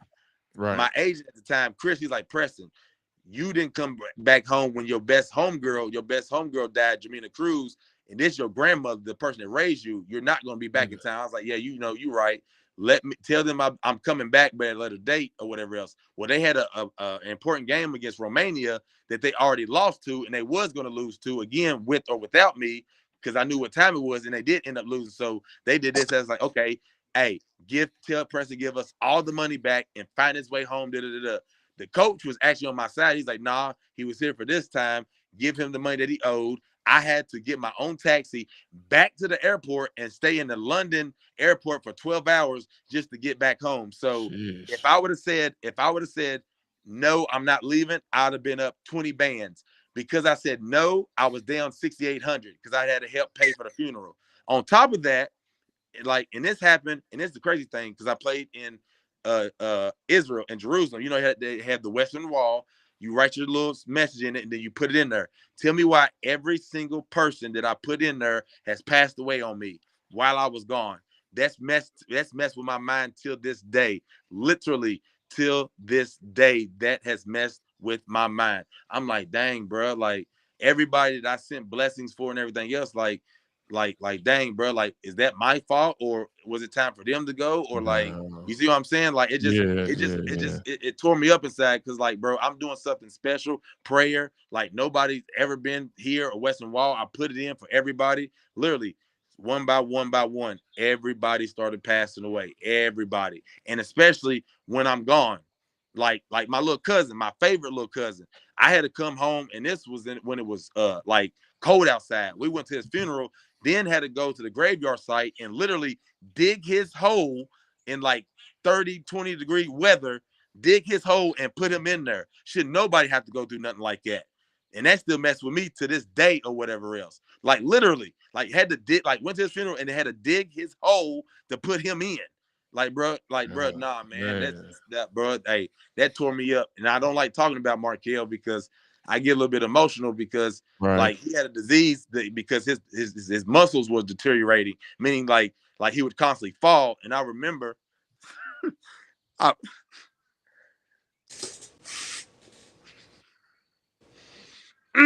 I just remember coming home and I seen him, and I used to always be like, hey, man, you gonna be muscle man. Like, you know what I'm saying? You a bodybuilder, like, just to build him up. But I came home for a visit, and like, he was literally all skin and bones, like he wasn't even alive. Bro, I lost it. I went to the park. Tate and it was like, bro, what are you crying for? I was like, bro, have you seen Markel? Like, he don't even know. Like, bro, he don't even look like, man. That hurt me right there, boy. I ain't gonna lie to you. Like, I play hard because of him, because he couldn't do certain things or whatever else. And that's my little cousin. Like I lived through him, and sometimes I get mad at myself because I'm like, bro, he's down there looking at me, and I'm not doing what I'm supposed to be doing at times, and like, that hurts me, man. Like, nobody else, I can talk about everybody else besides my little cousin, man, because like, as soon as I left, he took my room. So he took my room, and then he left it my same way. Even before I went to the funeral, I found a picture of my mom and dad at their prom that's been in there for God knows how long, and he gave it to me. The crazy thing is, his aunt was like, hey, here's this watch. I want to give it to you to remember Markel by. I looked her in her face. I was like, Dina, I'm the one that gave him that necklace. I mean, I'm the one that gave him that watch or whatever else. Her jaw just dropped or whatever else. I'm like, yeah, man. See, like, y'all don't know, like, man, I don't want to get into that aspect because right. But like, yeah, man, that tore me up, bro. Like, just that hurt me. I ain't gonna front to you, like that hurt me, because that was like, he had pictures of me when I was in the NBA G League that nobody else had. I ain't even seen it. So he was constantly still keeping up with me.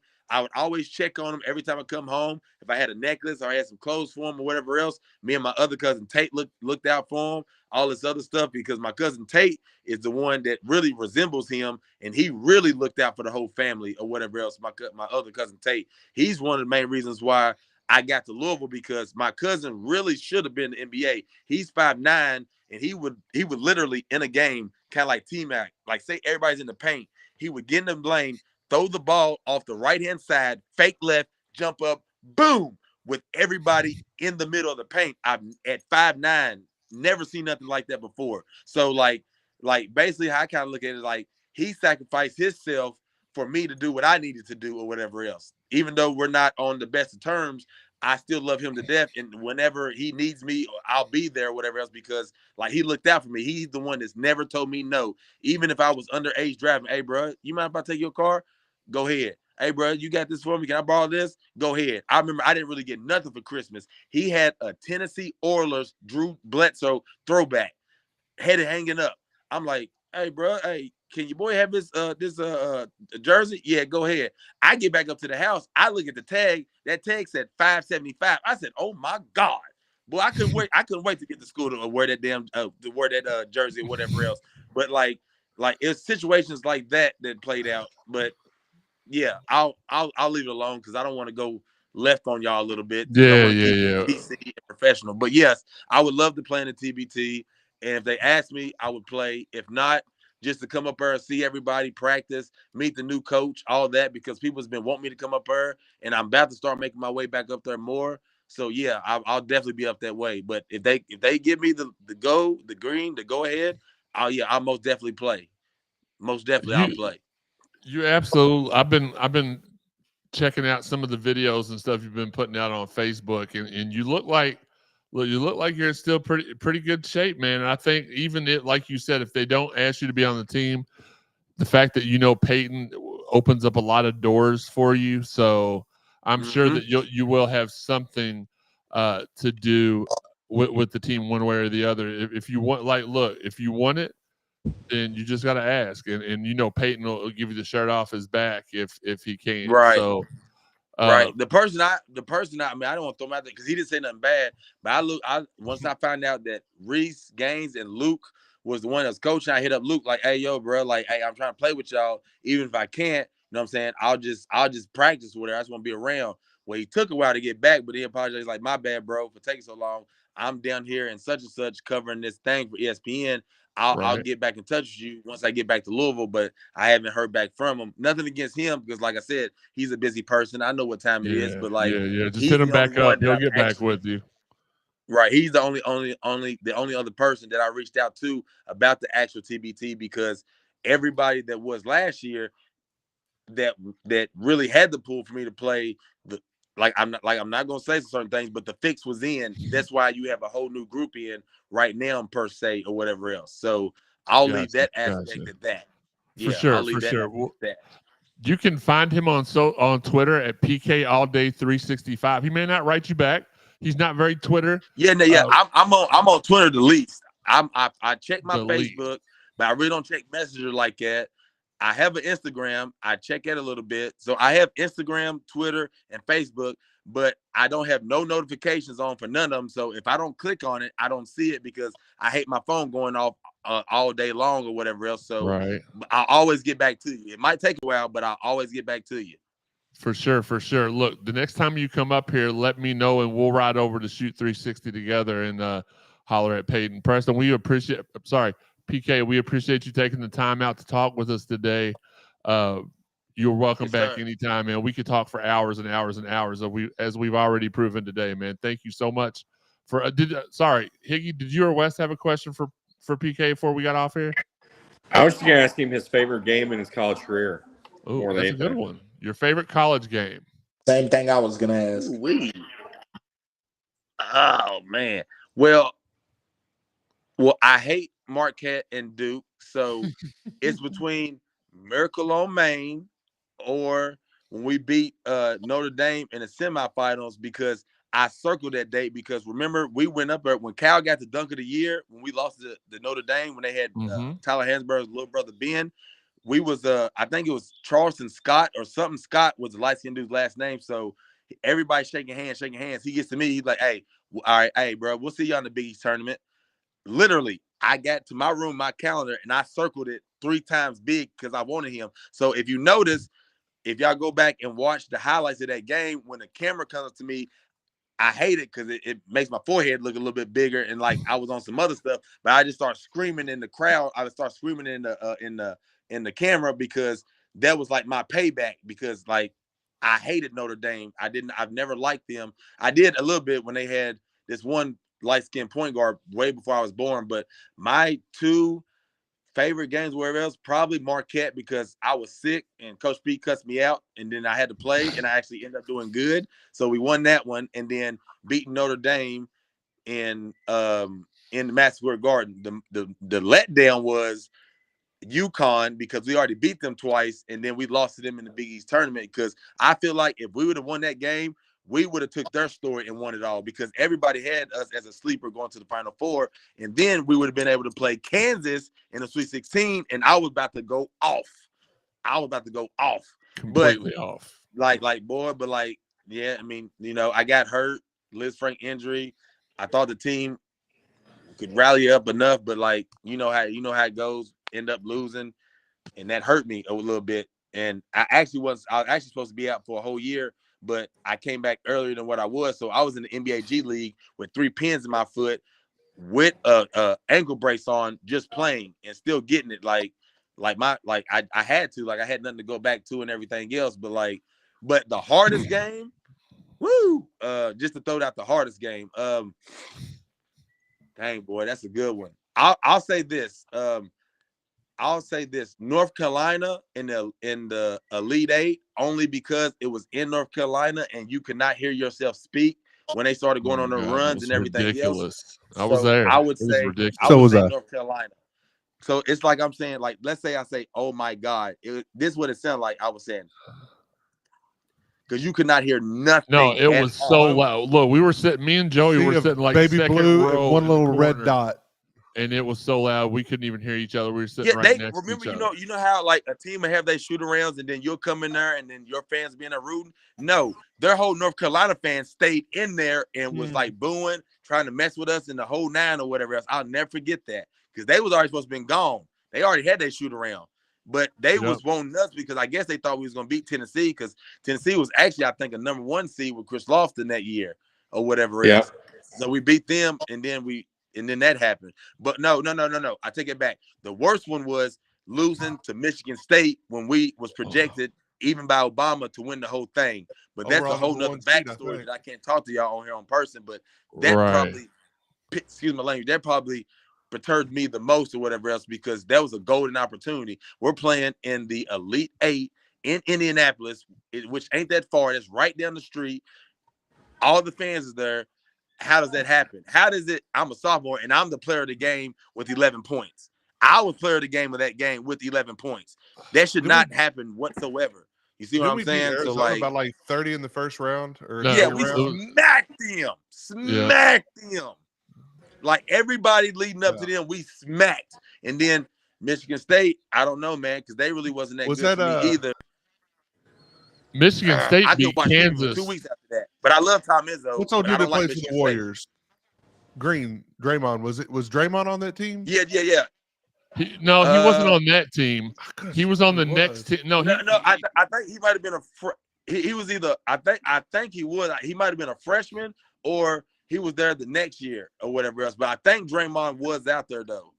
But it was 2012 or 2013. It was 2014. We lost to Michigan State in the tournament again. 2014 or 2015, and he was on that team because he was also on the team against Gorgie. Yeah. I thought that boy was like my age, bro. Who was their star player then? Who for Michigan State then? Kalen Lucas, something Morgan, Raymar Morgan.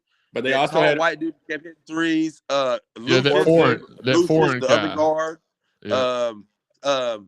Was it Darrell Summers or was he at Georgetown? I don't recall. Well, I think they had Summers too, whatever. They had a nice squad. They had a nice little team. I'm not gonna lie, but they didn't have enough. Like any other time, in a situation, we'd have beat them by 20. It was just that there was a lot of behind the scenes stuff going on, unbeknownst to me. And by the time I found out about it, there was what could I do about it? I just didn't watch TV for the next 2 weeks. You feel me? So that's so what that game before we beat the crap out of Arizona. No, actually, it was the game after. It was Michigan State, and they barely got by Kansas. So it was a good little sub-regional there. PK, thank you so much for hopping on here with us today. The show's actually ran a little long today, and that's fine. When I get to talk to my people and we get to share all the stuff like you shared today, man, that's a special show for us. So we really appreciate you taking all this time out today. For 3 hours, baby. You go for 3 hours. Hey, Miracle on Main and Notre Dame is the best. The worst one was North Carolina and Michigan State. So those are the 4. everything else, it's hard because we locked, like, everybody be like, bro, who was the toughest person you guard? Well, I played defense and we damn near locked up everybody. So I can't really say who was like that. But like Kimba was up, Kimba was straight, AJ Price was straight, Levance Fields was straight, Scotty Reynolds was straight, but all of them, I ate all of them up overseas, something terrible. Corey Fisher, I loved his game. Corey Fisher. Basically the Villanova and UConn guards, and Johnny Flynn, he was all right, but like I told you, I locked that stuff up too. So it's hard to gauge on when people ask me like, yo, who is your toughest person? Well, really it's like a 3 or 4 man, because anybody in my position, like, it really wasn't like that. Now overseas, I would probably say, and Peyton didn't bring that up too. Peyton is 0-2 against me as a professional, and he had to buy me and Wayne Blackshear food or whatever else, because me and Wayne was on the same team. Believe it or not, I've seen Wayne dunk on more people than anybody else, from high school to college, from freshman. I BS you not. He was catching bodies out there. Wayne Blackshear was catching bodies out there. He dunked on more people than I didn't seen in my life. You all don't get, for people who do and don't know basketball, this group of guys that I'm about to name don't really get the credit they deserve. But there is no 2012 and 2013 if it's not for 2010, 2011, 2009. If it wasn't for Sosa, Jerry, DC, Earl, and PK, they were the building blocks to the success that we had. They didn't get to see the fruits of their labor pay off in person per se, but that the young kids that they groomed and taught and were there for, I know that they made you all proud and stuff, man. And you've always, they told me like, PK, bro, because of you, like, damn, bro, we wish you had another year, because they commemorated that Final Four to me because of everything that I taught them and went through, and they did the same thing with the championship. So they hit me like, hey, bro, this is for you too. Like, don't act like you're not a part of this. Like, you played a big part of this, bro, because of you and what you did. Like I'd be overseas, literally in a hotel, I play a game. Rusty them's calling me like, hey, bro, what should I do with this one? Hey, this teammate is acting this way. I'm like, bro, don't worry about that. You know he ain't like that, bro. Look at it this way. He got 1 more year and then he's out of there. So ride it out for 4 more months and you good money. He's all right, good looking, PK. A lot of people don't know that. Me and Russ had a big conversation. That's why he went from 24 to number 2. And all I told him was like, hey, if you pick that number 2, you got to go hard, because Ellis had it before me and he went hard. I went hard. So if you're going to change it to 2, you got to go hard. A lot of people don't know that or whatever else. For sure. Well, look, we've only got about 3 minutes left of paid time for the space and stream today. So we appreciate it. PK. What did you say? You cut out. It's saying lost connection. I said we've only got a couple more minutes. We only got a couple more minutes to go, man. We really appreciate you hopping on here with us, and we'll have you back on during the summer, man. Like you said, we could talk for hours. Yeah, thanks, Preston. PK. Oh yes, sir. Hey, fifth graders that is in position 3, 4, 5. I need them for my team, baby, and that's it. Gotcha. Everybody, PK all day, and he is PK all day. 360. Only PK. Are you even? What about leap year? Baby. Are you PK 366, or are you still just you take that one extra day off on leap year? I mean, honestly, I really need to change it, because all of my names is weird. Like, it's Primo PDK on Instagram, and then it's PK all day 365. Nah. Leave that 5 up there, baby. Nah. We already have 1 6 in there. Leave that 5 in there, man. There you go. Everybody, Preston, Louisville legend, Preston Knowles. Thank you for joining us, my man. Yes, sir. And my brother, whenever you try and get rid of that belt, I need it. All right. I got you. Look, right after the show, I'll hit you up, bro. My dog. Y'all have a good one, all right? You too. Preston Knowles, everybody. Well, no, let's pop. Is that how y'all feel when I start talking? Yep. Okay, just making sure. Isn't it ironic? Don't you think? Listen, love PK. He's always been one of my good friends. Yeah. Really quickly, let's talk about our fine sponsors. Bear Nose on Market. April is the last. Well, I won't say last. Hopefully, we get to renew it. going forward. But we'll talk about him even if we don't renew the sponsorship of Bear Nose on Market. You can go there not only for just after U of L basketball games or volleyball games, but concerts, wrestling. It's within walking distance. The food's great. The service is great. Our guy George, amazing dude. Y'all, if y'all have learned one thing from watching these shows, I don't really keep in touch with a bunch of people that aren't just outstanding people, like in general. I mean, Higgy a little bit. He's on the show with us, but other Sean. than him, no, I'm just kidding. Class act all the way around. That's how I do things. We gave a full 20-minute read for Shoot 360. Peyton doesn't get anything else for free this show. I guess I got to go tomorrow. He invited me. He put me out on blast. So I guess, well, you want to come over? We'll go together. We'll see. Maybe we'll see what's going on. We'll see. Cherry Pickin', a hoops-themed cold-pressed juice and smoothie bar inspiring you to take what's good. Conveniently located at 828 East Main Street behind the local seltzery. Tell them CSZ sent you for 15% off your order.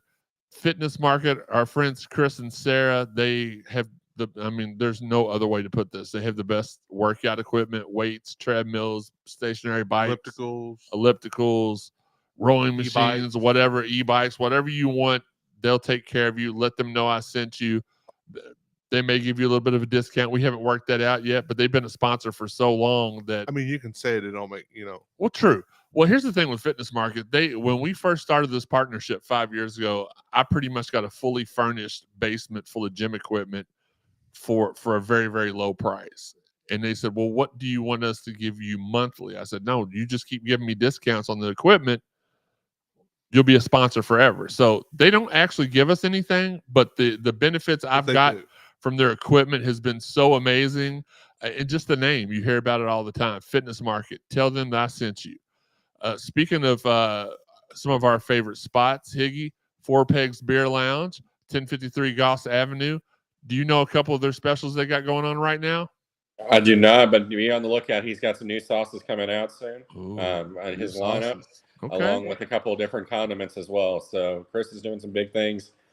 He's also going to do some national competitions as well. So Higgy loves condiments as much as the next person does. Sean needs to go there then. Sean does. And last but not least, our friends at the Collision Course Crew Tailgate. It is almost time. They'll be set up for the spring game. But during the regular season, they're set up behind the El Nepal. Right there. It used to be the Hall of Fame Cafe. They'll be in the Gold Lot this year. Shout out to our friends Bill, Garrett, Rhino, Craig, Doc, Kevin, and the whole crew. Thank you, Joy. I always forget somebody. And last but not least, if you are in the market to buy or sell homes, wait a minute, I have to sell farms, land, recreational, or residential areas in the state of Kentucky. Let Paul or one of his team members of professionals at Mossy Oak and Hart Realty help you out with your buying and selling needs. Call Paul at 270-537-4422 or email him at pthomas@mossyoakproperties.com. Mossy Oak, we know land. As we are rounding the corner to head, and John Brown says PK, one of their favorite players. Red State says awesome. Kevin with the great stories. PK, yeah. I love and Quentin, PK, you're an amazing athlete and an even better person. Yeah, dude, you just kind of got, like, whenever I talk to Preston, and he's not on here, so I'll call him what I normally call him. I know I've got to earmark off about 3 hours of my time because he's just like me. He's the talker. And I'm a listener. I talk a lot, but I can also listen. And just, you saw the wide range of emotions there. And it's stuff like that. It makes doing these shows worth it, makes it really, really special. I will have, for next Sunday's show, I will have the entire spring game football visitor list. Thank you, Kevin. Appreciate that. They're still working on it, so we couldn't get it today. Shout out to Brady Brom. Shout out to Pete Nocta. Nocta, great people. Rapid fire, 3-star defensive lineman Dylan Smith is committed to Louisville.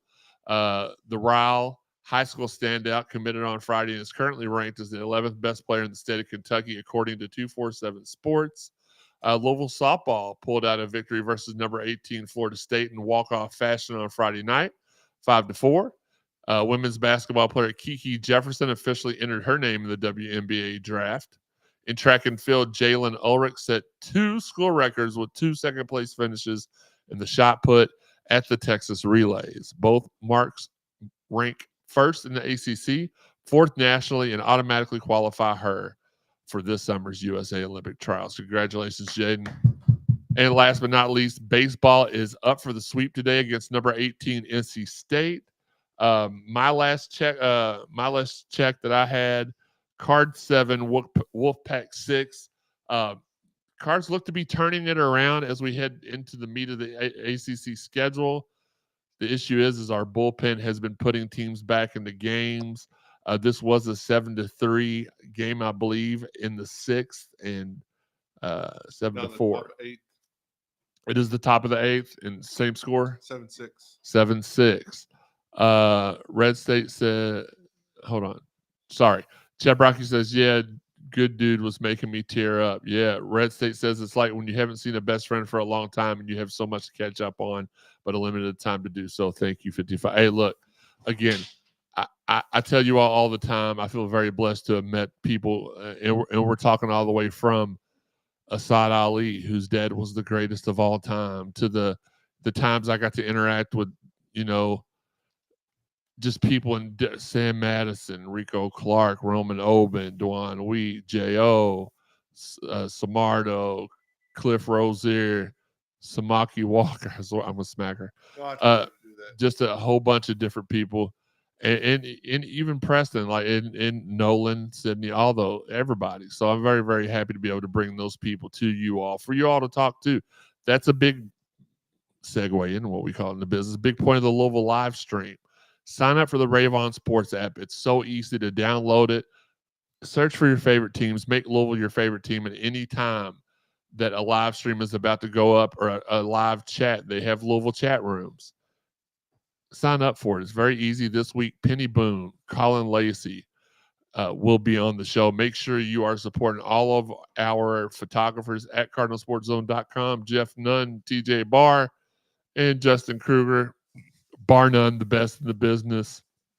Listen, great show today, everybody. I know none of us really got to talk too much today, except for, I'm rounding up the bases here. I did get a text from Peyton. Is he still talking?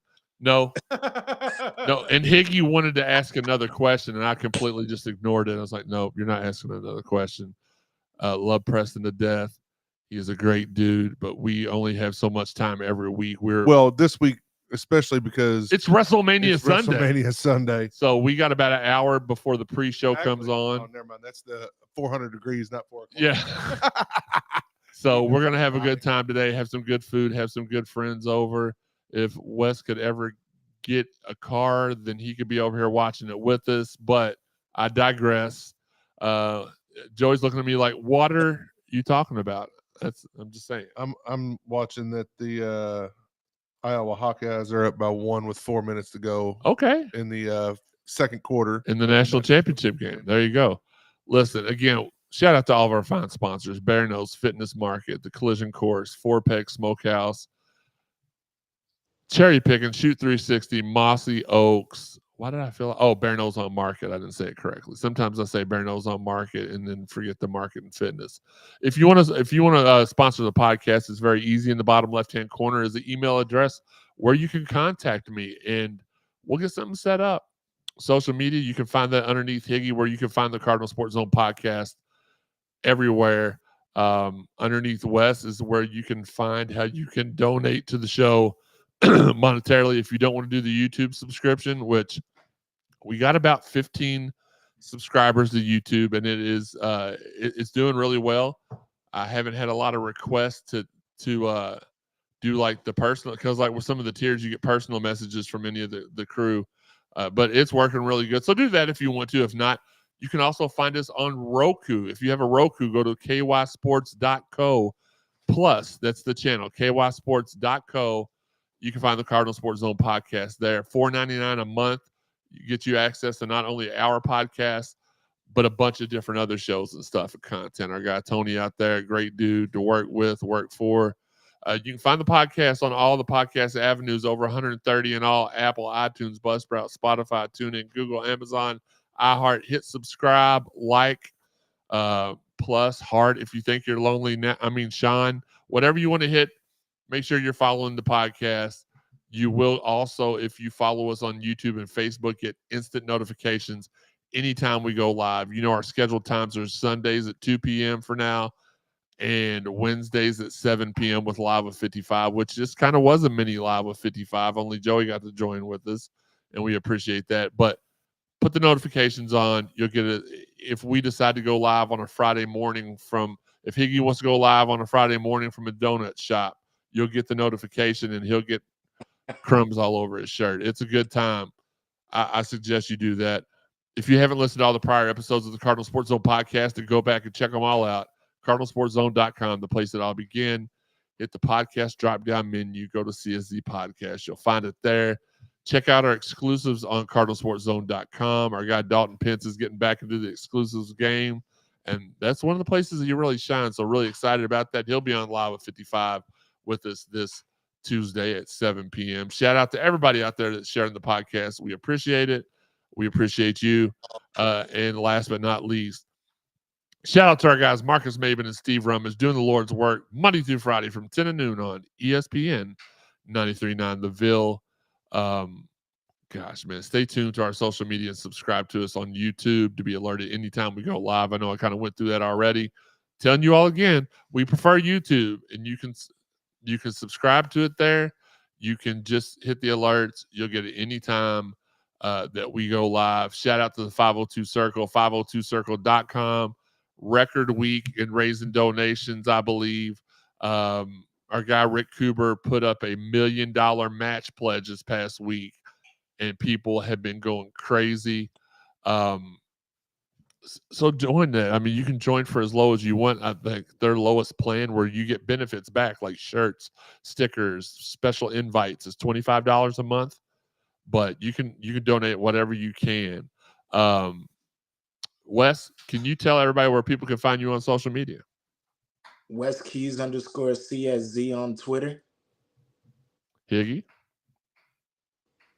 Always I am the Higgy. Joey? Joe Woman 526. I'm at Jeremy _CSZ. Any final words? Let's go ahead. No more Louisville Slugger comments, I hope. Joey. Wait a minute. Not Joey. These always get mixed up when guests leave and stuff. Wes, your final words for tonight. Hopefully we get some good news this week. 2 silent commits is what the word is. Joey, what about you? Maryland sucks. WrestleMania night 2. Let's go. And last but definitely not least, in any measurable amount on earth, what is he doing? Husbandly duties and help out with the cleaning. During the show? Not during the show. Okay. Higgy, your last words, literally. Go Cards. No, seriously, get some other last words. I'm sorry to Steve Rummage. Oh, my bad. That's all the time we have. I got one more last word. I finally got my unemployment claim processed through, so I'm going to start getting paid. Let's go, baby. Let's get it. Spring game, April 19th at L&N Cardinal Stadium. Hope you all enjoy this week. As always, for Wes, for Higgy, for Joey, for myself, for Peyton Siva, and Preston Knowles, this has been the Cardinal Sports Zone Podcast. Thank you, Red State. Higgy, are you dancing? Because something's shaking. Okay. I'm on the washer here. Roll the video, Sean.